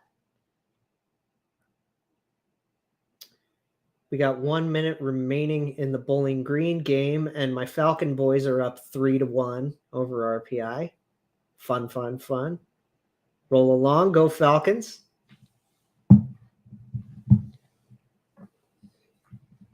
Hi, Ziggy Zumba, all that jazz.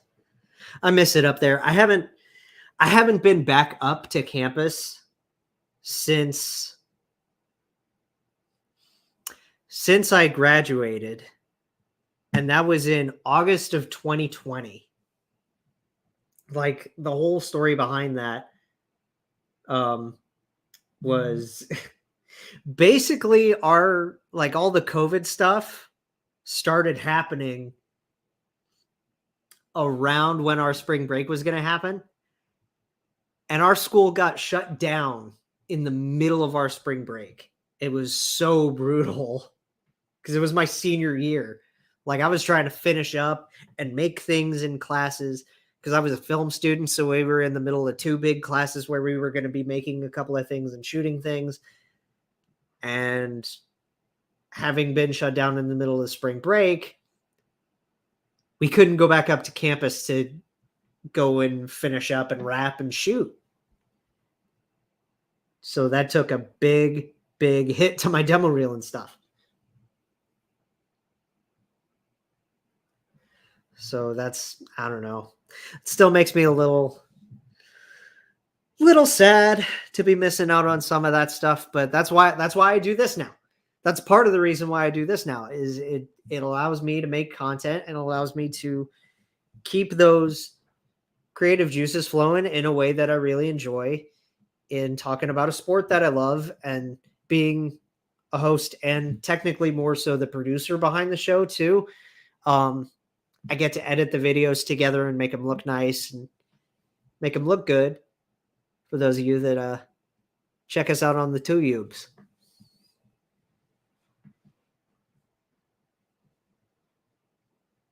And I will say, yes, I've mentioned Steve on this stream before, and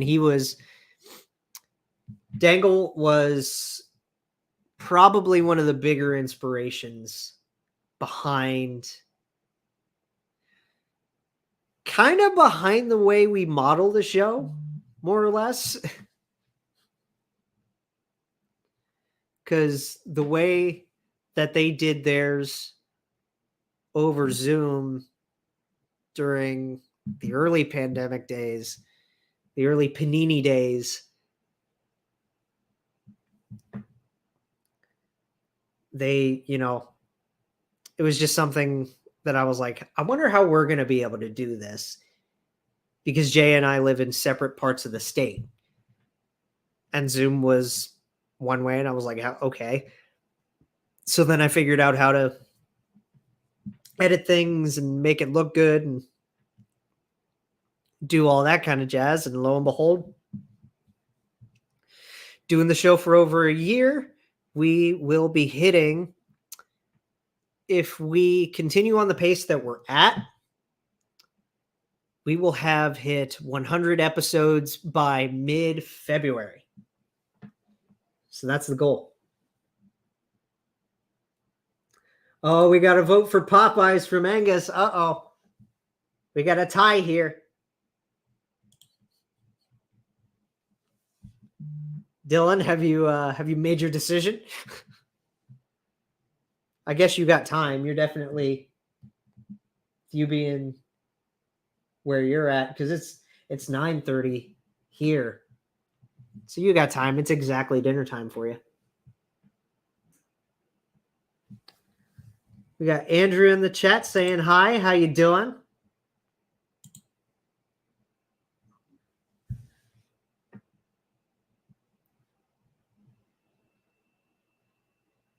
Yeah, I'm excited for that.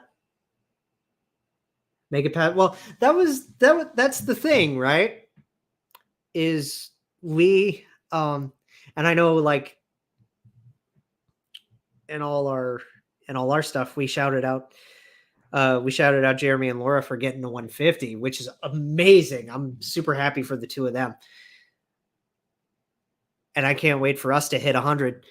But that's the thing, is the reason why we do the show that we do right now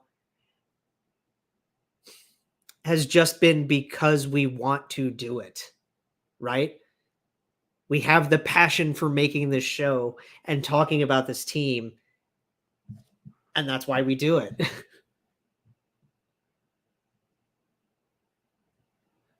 Who's in the race with Popeyes?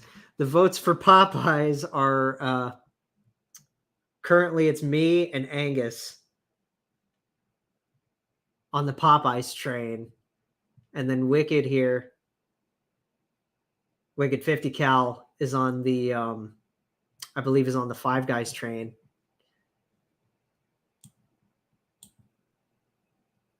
Panda Express. Panda. I haven't had Panda in a good little while. I think the last time I had Panda, no, it wasn't. Because I remember when I was on vacation in Florida, my brother plays paintball, and we were going to his like world championship thing, and we were going to get Panda Express for dinner one night. My parents were going to go and they were going to pick it up, but they were basically out of everything that we wanted to get, which is ridiculous. And then they went to some other place. I can't remember exactly where it is, as we are underway in the third period here between Columbus and New York. Oh, that's right. They went to a Chipotle. No, we all went there. We were in like the drive-through for it. And they come out to the window. They came out to the window and were like, "Hey, and this was after like 20 minutes of waiting. They said, "Hey, we're out of cheese."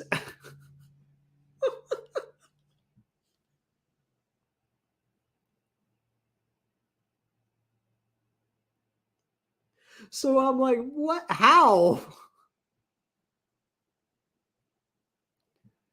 How does a Chipotle run out of cheese?" Right? I don't know.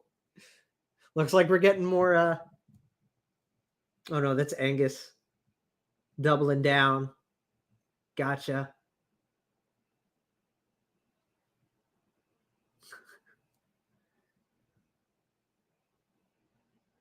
Y'all really getting indecisive, are we? Better make your pick. Trying to see here. I want to say it's 2-2 for for a bit of a tie on Dylan's dinner choice. We need a deciding vote.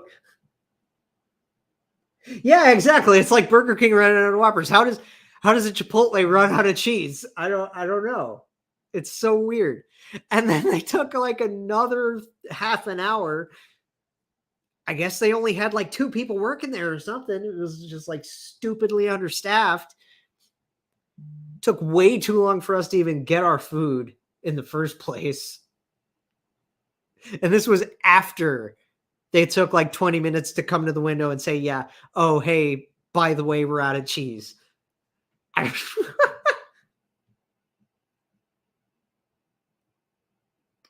New phone from the fam for Christmas. That's fun. Oh, yeah. I was talking about Christmas presents earlier. This jersey being one of them. It's a nice, pristine away Johnny Gaudreau. And I got a lot of jacket stuff. I got some gamer merch for my second job.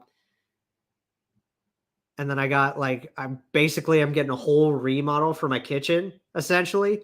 Like I got a Keurig, like an actual Keurig. I got an iced coffee maker, and then here in like I don't know a few more days when I actually have Christmas with another branch of family, or maybe they're just gonna bring it to me as a late Christmas present. Oh, big chance, big stop by Sorokin. They're gonna give me an air fryer, and I'm very excited for this air fryer. Yeah, right. Yeah, it was definitely a hell of a Christmas. It was great. Whopper freak out. Yeah, I'll have to check that out. What kind of eating establishment is that? I don't know, man. I really like what? I don't get it either.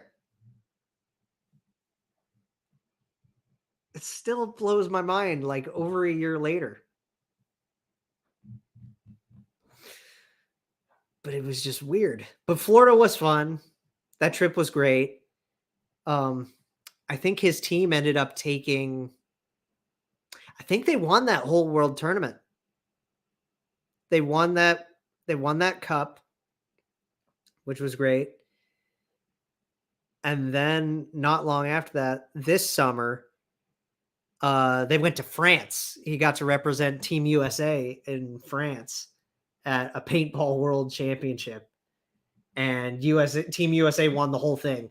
I feel bad for my brother because he didn't get to play because at the time he had an injury, but he got the chance to celebrate and it was awesome. And he told me a lot of really fun stories from France and still wish I could have gone, but I just didn't have time to we didn't have the time or money really to make that work to bring me over.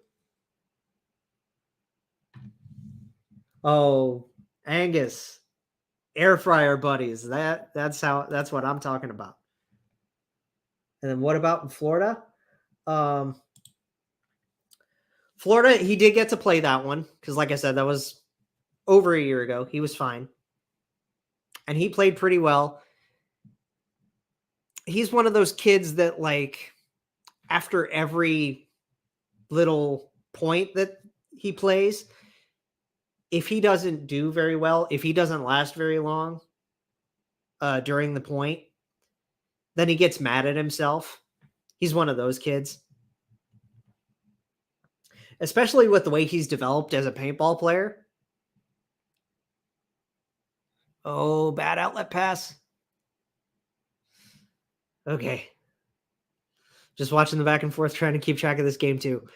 But like as a player, he's so good. He's actually going to be, he just turned 18 and he's going to be trying out for the semi-pro level already. Like, he is a wicked paintball player. He's a great kid. Love him to death. He's a good little brother.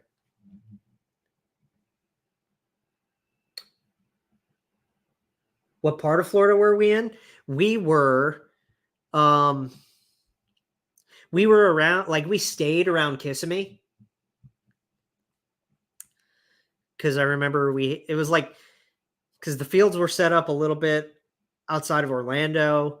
And I remember we took a day to go to Universal and things like that. But our, the little housing unit that we stayed at was around, like, more towards Kissimmee.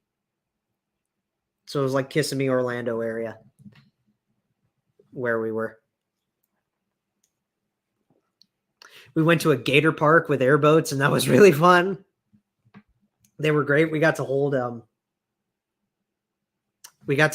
a little baby gator. We got Zorbion in the chat saying hi. How you doing? Glad you could join us. Come say hi as we wind down Columbus and New York here. 14 minutes left in regulation. Down 2-0. I hope these guys can generate something, because Columbus has been down all night on the shot clock. They've been doubled up all night. It's been one of those nights as a fan. I don't know. It's like I said earlier, I'm not surprised by the way this game is turning out. Oh. But at the same time, it's just kind of like the game is there, and I'm still like, I'm happy to be hanging out with all you people here.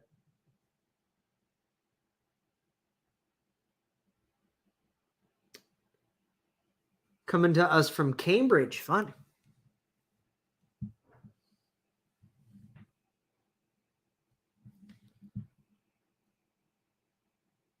Okay, and here we go. Isles are trying to break it out.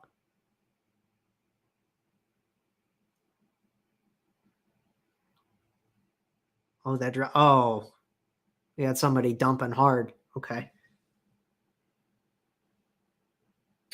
Who am I going with? I've always been a Columbus guy. So if we can pull this comeback off, I would be very surprised. But I'm Columbus, ride or die. I mean, that's who my podcast is centered around. That's me and my buddy Jay Ashdown. And you can follow both of us on our personals if I can be the shameless plug that I am for a minute. You can follow our show at JJ Jackets Pod on Twitter. My personal, which has got a lot of movie stuff on it. It's got hockey stuff, obviously. All of that kind of stuff. I'm into movies. I'm into Moon Knight. I'm into like anything pop culture, really. You can follow mine at Snake Garinger, which is Snake Garringer. Little commercial break helps me out to focus on that, on the plugging. And then you can follow Jay. He's got a lot of sports takes on his. He does like reviews of movies and Bachelor and shows that he likes like that. And he tweets out a lot of his like journalism stuff too. You can follow Jay at by Jay Ashdown.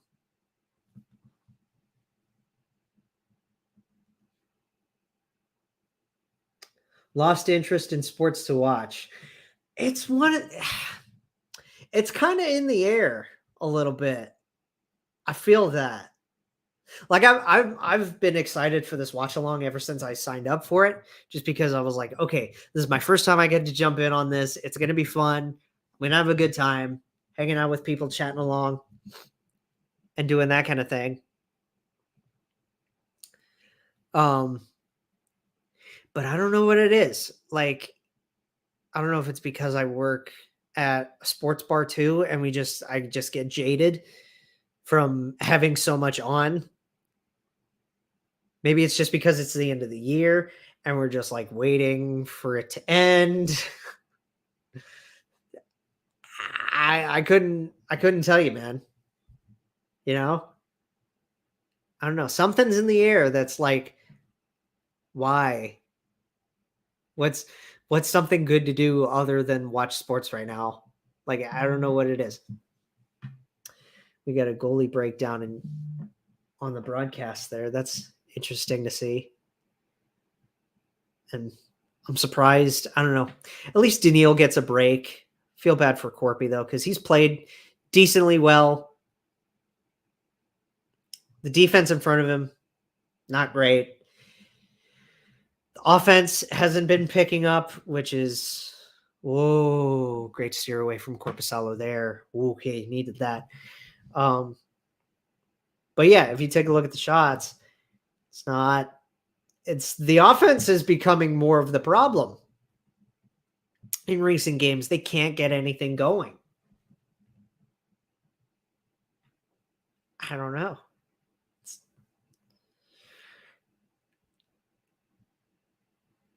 It's kind of, that's the hard part about a season like this is I don't know. That's also kind of the fun part about a season like this. I'm not worried about results as much. I want to see wins. I would love to see more wins, especially after the offseason that we had. But it's just all the injuries that went down. Oh, okay. All their injuries, and seeing the poor coaching decisions. You followed the Twitter? Awesome, Angus. Good to have you aboard, bud. We are at that point in the season where like we're barely even towards the halfway point. And it's just like, I want to watch for KJ. I want to watch for Cole. I want to watch for Kirill Marchenko and Yegor Chinnikov and see how these young guys do. And obviously, I'm excited to see what Johnny does. We got 6 more years of the guy after this. The Winter Classic's going to be fun. Oh, you're going to Florida too? Awesome. I haven't been to Florida since that World Cup.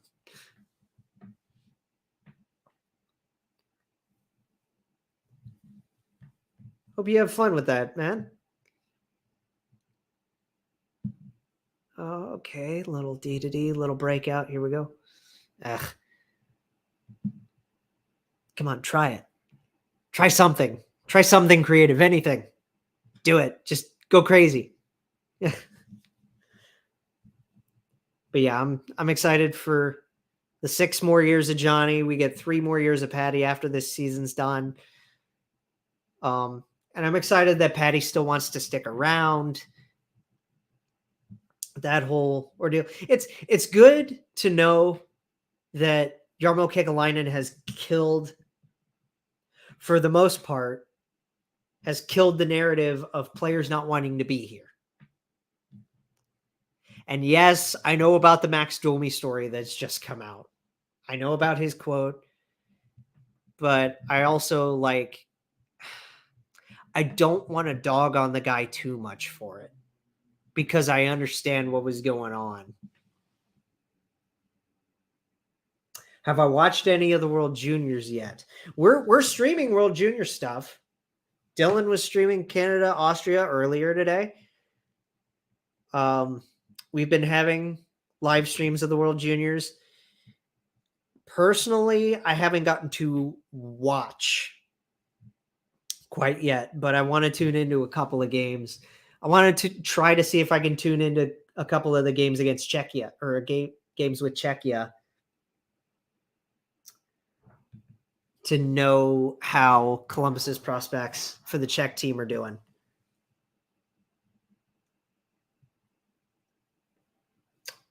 What quote did he post? You're talking about Max Domi, right? Well, Domi said something about it's nice to be in a city where there's stuff to do. When I was in Columbus, I couldn't see my family very often. A lot of my family didn't want to come here. Basically, he was just bad-mouthing the city, and I don't get it. Like, I get that there's not as much stuff to do in Columbus as there is in, like, a Chicago or a Montreal. But at the same time, part of me is like, Max, you also played in Arizona. And I don't know what Glendale's like. I don't know what Phoenix is like. I've never been out that far west. But to me, it was just like he was bad-mouthing the city, and I don't take too kindly to that.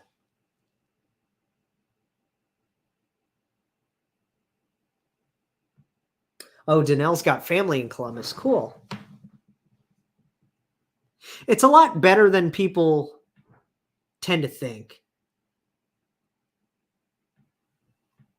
There are things to do.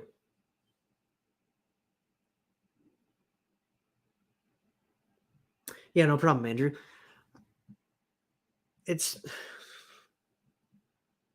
Yeah, I'm excited to see what that arena proposal is going to look like. I know that they said that basically what I've gathered about the whole Tempe thing is the public vote's going to happen.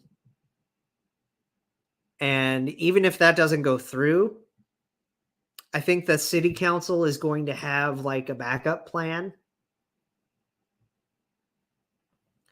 to still build something around the area.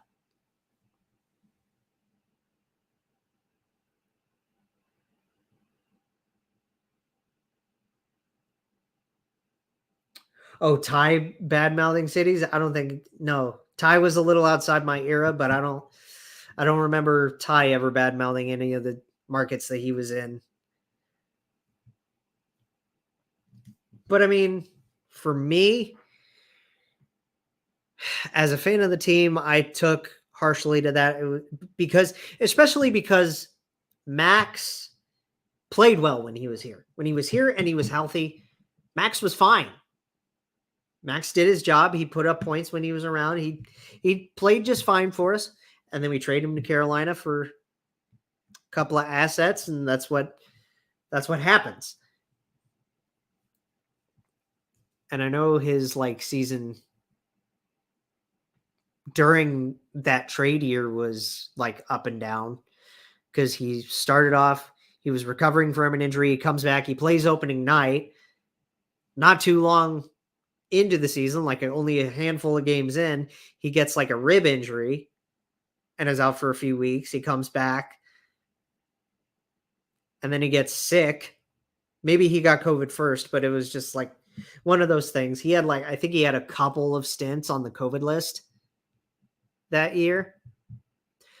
So it's just like he was out for quite a bit of a few stretches, but when he was in, he played fine. He was putting pucks in the net. He was flinging them around for assists. He was playing just fine. He was playing like Max Domi. He was doing what we, expected of him. 7:56 remaining. Shots are 33-18. Okay. Taking a look at Tim Burney on the broadcast there. Ah, man, poor Tim. I just feel bad because he's paired with Goodbranson. This poor kid having to play second pair with Eric Goodbranson. And I mean, I don't want to see, like, I don't know. I know Boakfist has a bit more experience than Bernie does, but it's like, I don't know if I want to see those two try together. Maybe. I don't know. It's going to be interesting to see what happens when Blankenberg comes back too.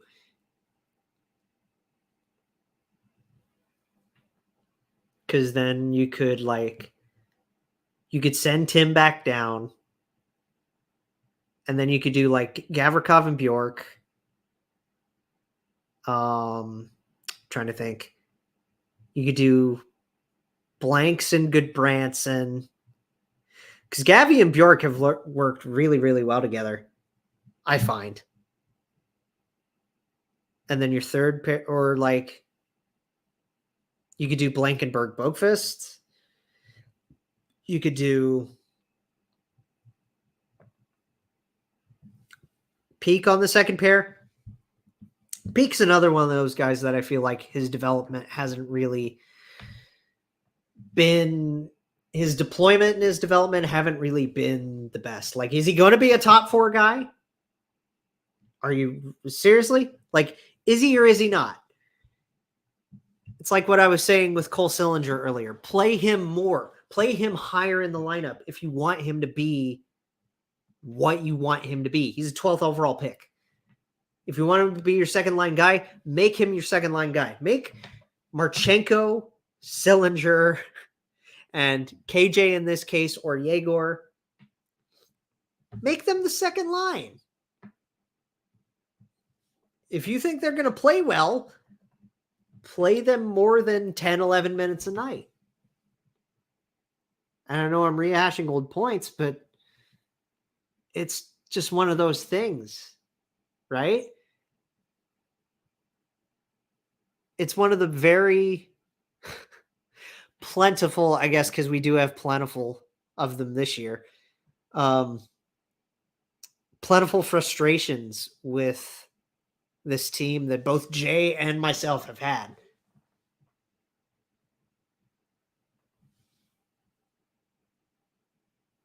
It's just, yeah, I'm very...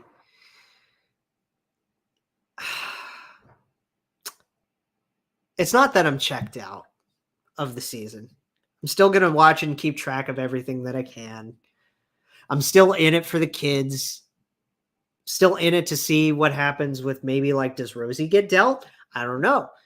Does Gavrikov get traded? I hope not, because I would love to invest in Vlad Gavrikov. Do we end up in the offseason? Do we end up like extending Bjork the way that we extended and gave the entry to Blankenberg? Right? Does he get that kind of treatment? I want to see what's up with Bemstrom. Tonight's a game that basically is like a make or break stretch for Bemstrom. He was called up on emergency recall for Patrick Laine being sick, and he hasn't shown too much so far in his call-ups. So make or break time for Bemmer, I think. He really needs to show if he's going to be able to stick or not. So I want to see what happens. And I want to see maybe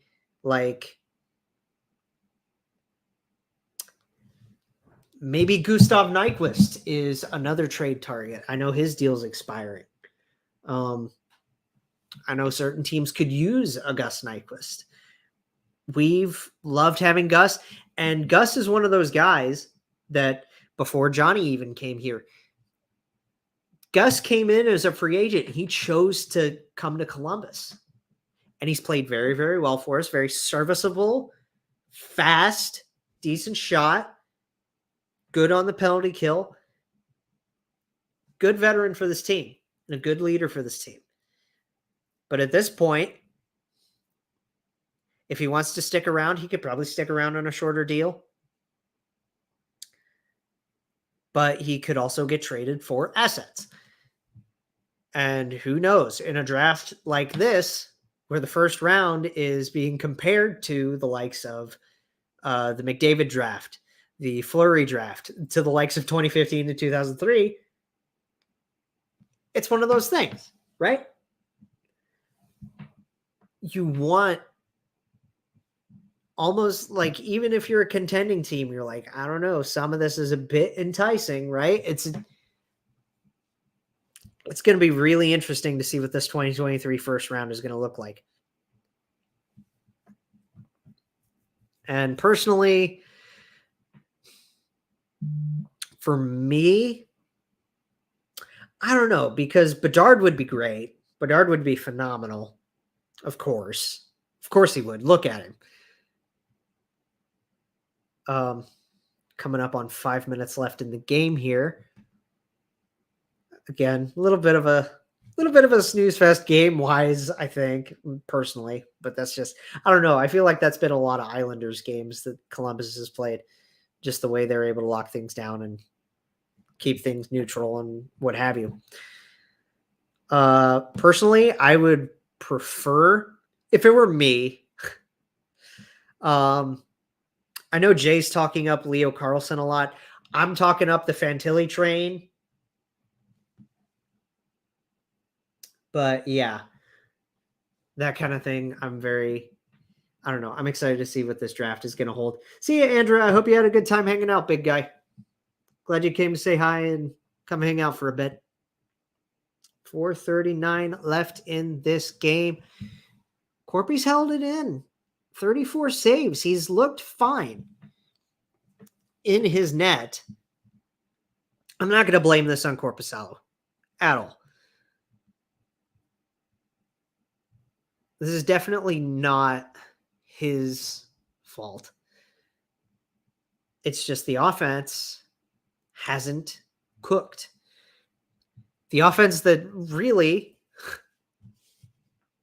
that's been the issue this season, has been the offense. Well, it's the offense and the amount of insane injuries to literally everybody. Getting set for a draw here. Oh.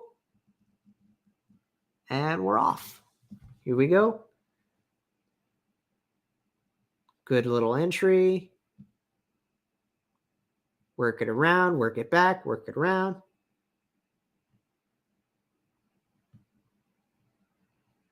Okay. They've definitely, I don't know. It's definitely desperation o'clock. And somehow I feel like they're still not playing like it's desperation time.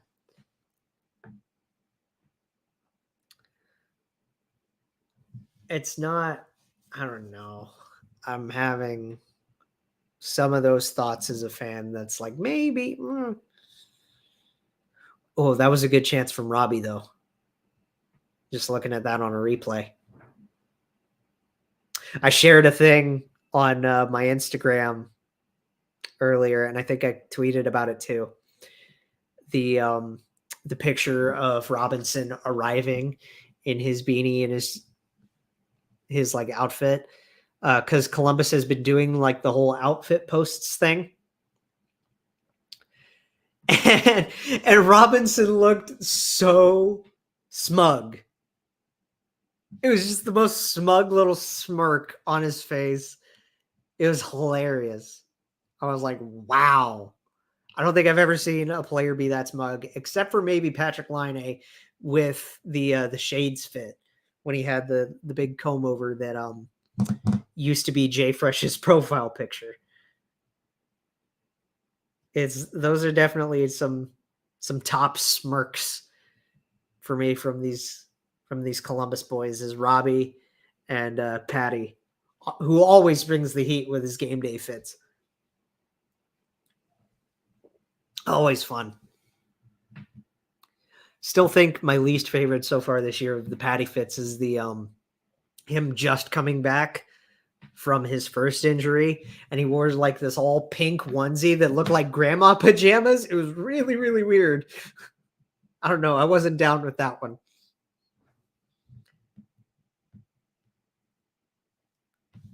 I don't know who else is still here, but for those of you that have checked out some of Patty's outfits, let me know what you think your favorite Line fits are. Because the dude's got style. Him, Patrick Line, David Pasternak, a lot of guys with some really fun fashion senses, pregame fits, like outside of your normal suit and tie in this league. Like they definitely put some flavor in it. A little replace and keep away with Johnny and Bammer, and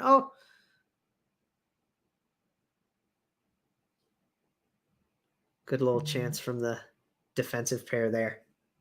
Good stuff. Good stuff. Double checking some stuff over here. 20 to 36. We're at the 2-minute warning. Okay. Definitely just playing like, goalie's out of the net. Not an empty net, but Sorokin with a little play behind the net. I thought that was going to get scary. I thought that was going to get fun. And Columbus's net is officially empty, though, so we are at a 6-on-5. But as we are winding down here, I want to thank those of y'all that have come in to say hi. I want to remind everybody about the stream being brought to you by DraftKings. If you're 21 and up, sign up. Use the promo code THPN. Helps us out all the time when you sign up. Ohio people, we're coming up on everything being able for the sports betting to be live. So sign up and use our promo code, and you can get your 150 in free bets if your team wins, if your bet goes through, all of that fun stuff. Just remember to use our promo code THPN and sign up and have fun with that.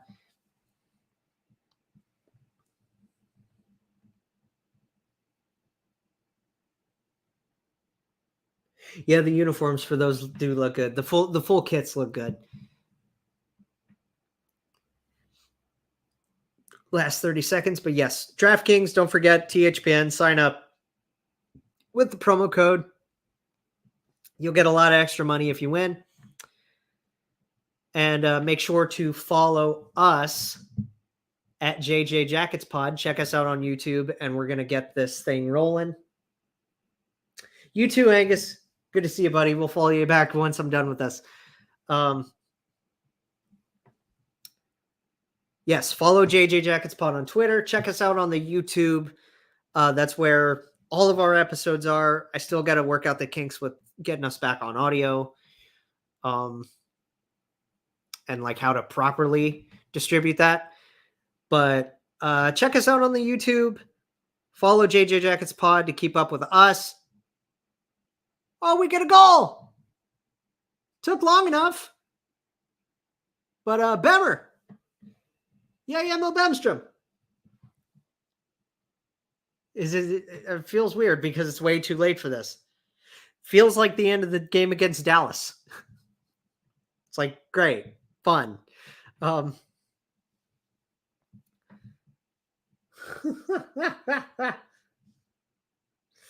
don't know. But yeah, follow our show Twitter. Check out the YouTube. We got my Twitter at Snake Garinger. That's GARRINGER. We got Jay's Twitter at ByJAshdown.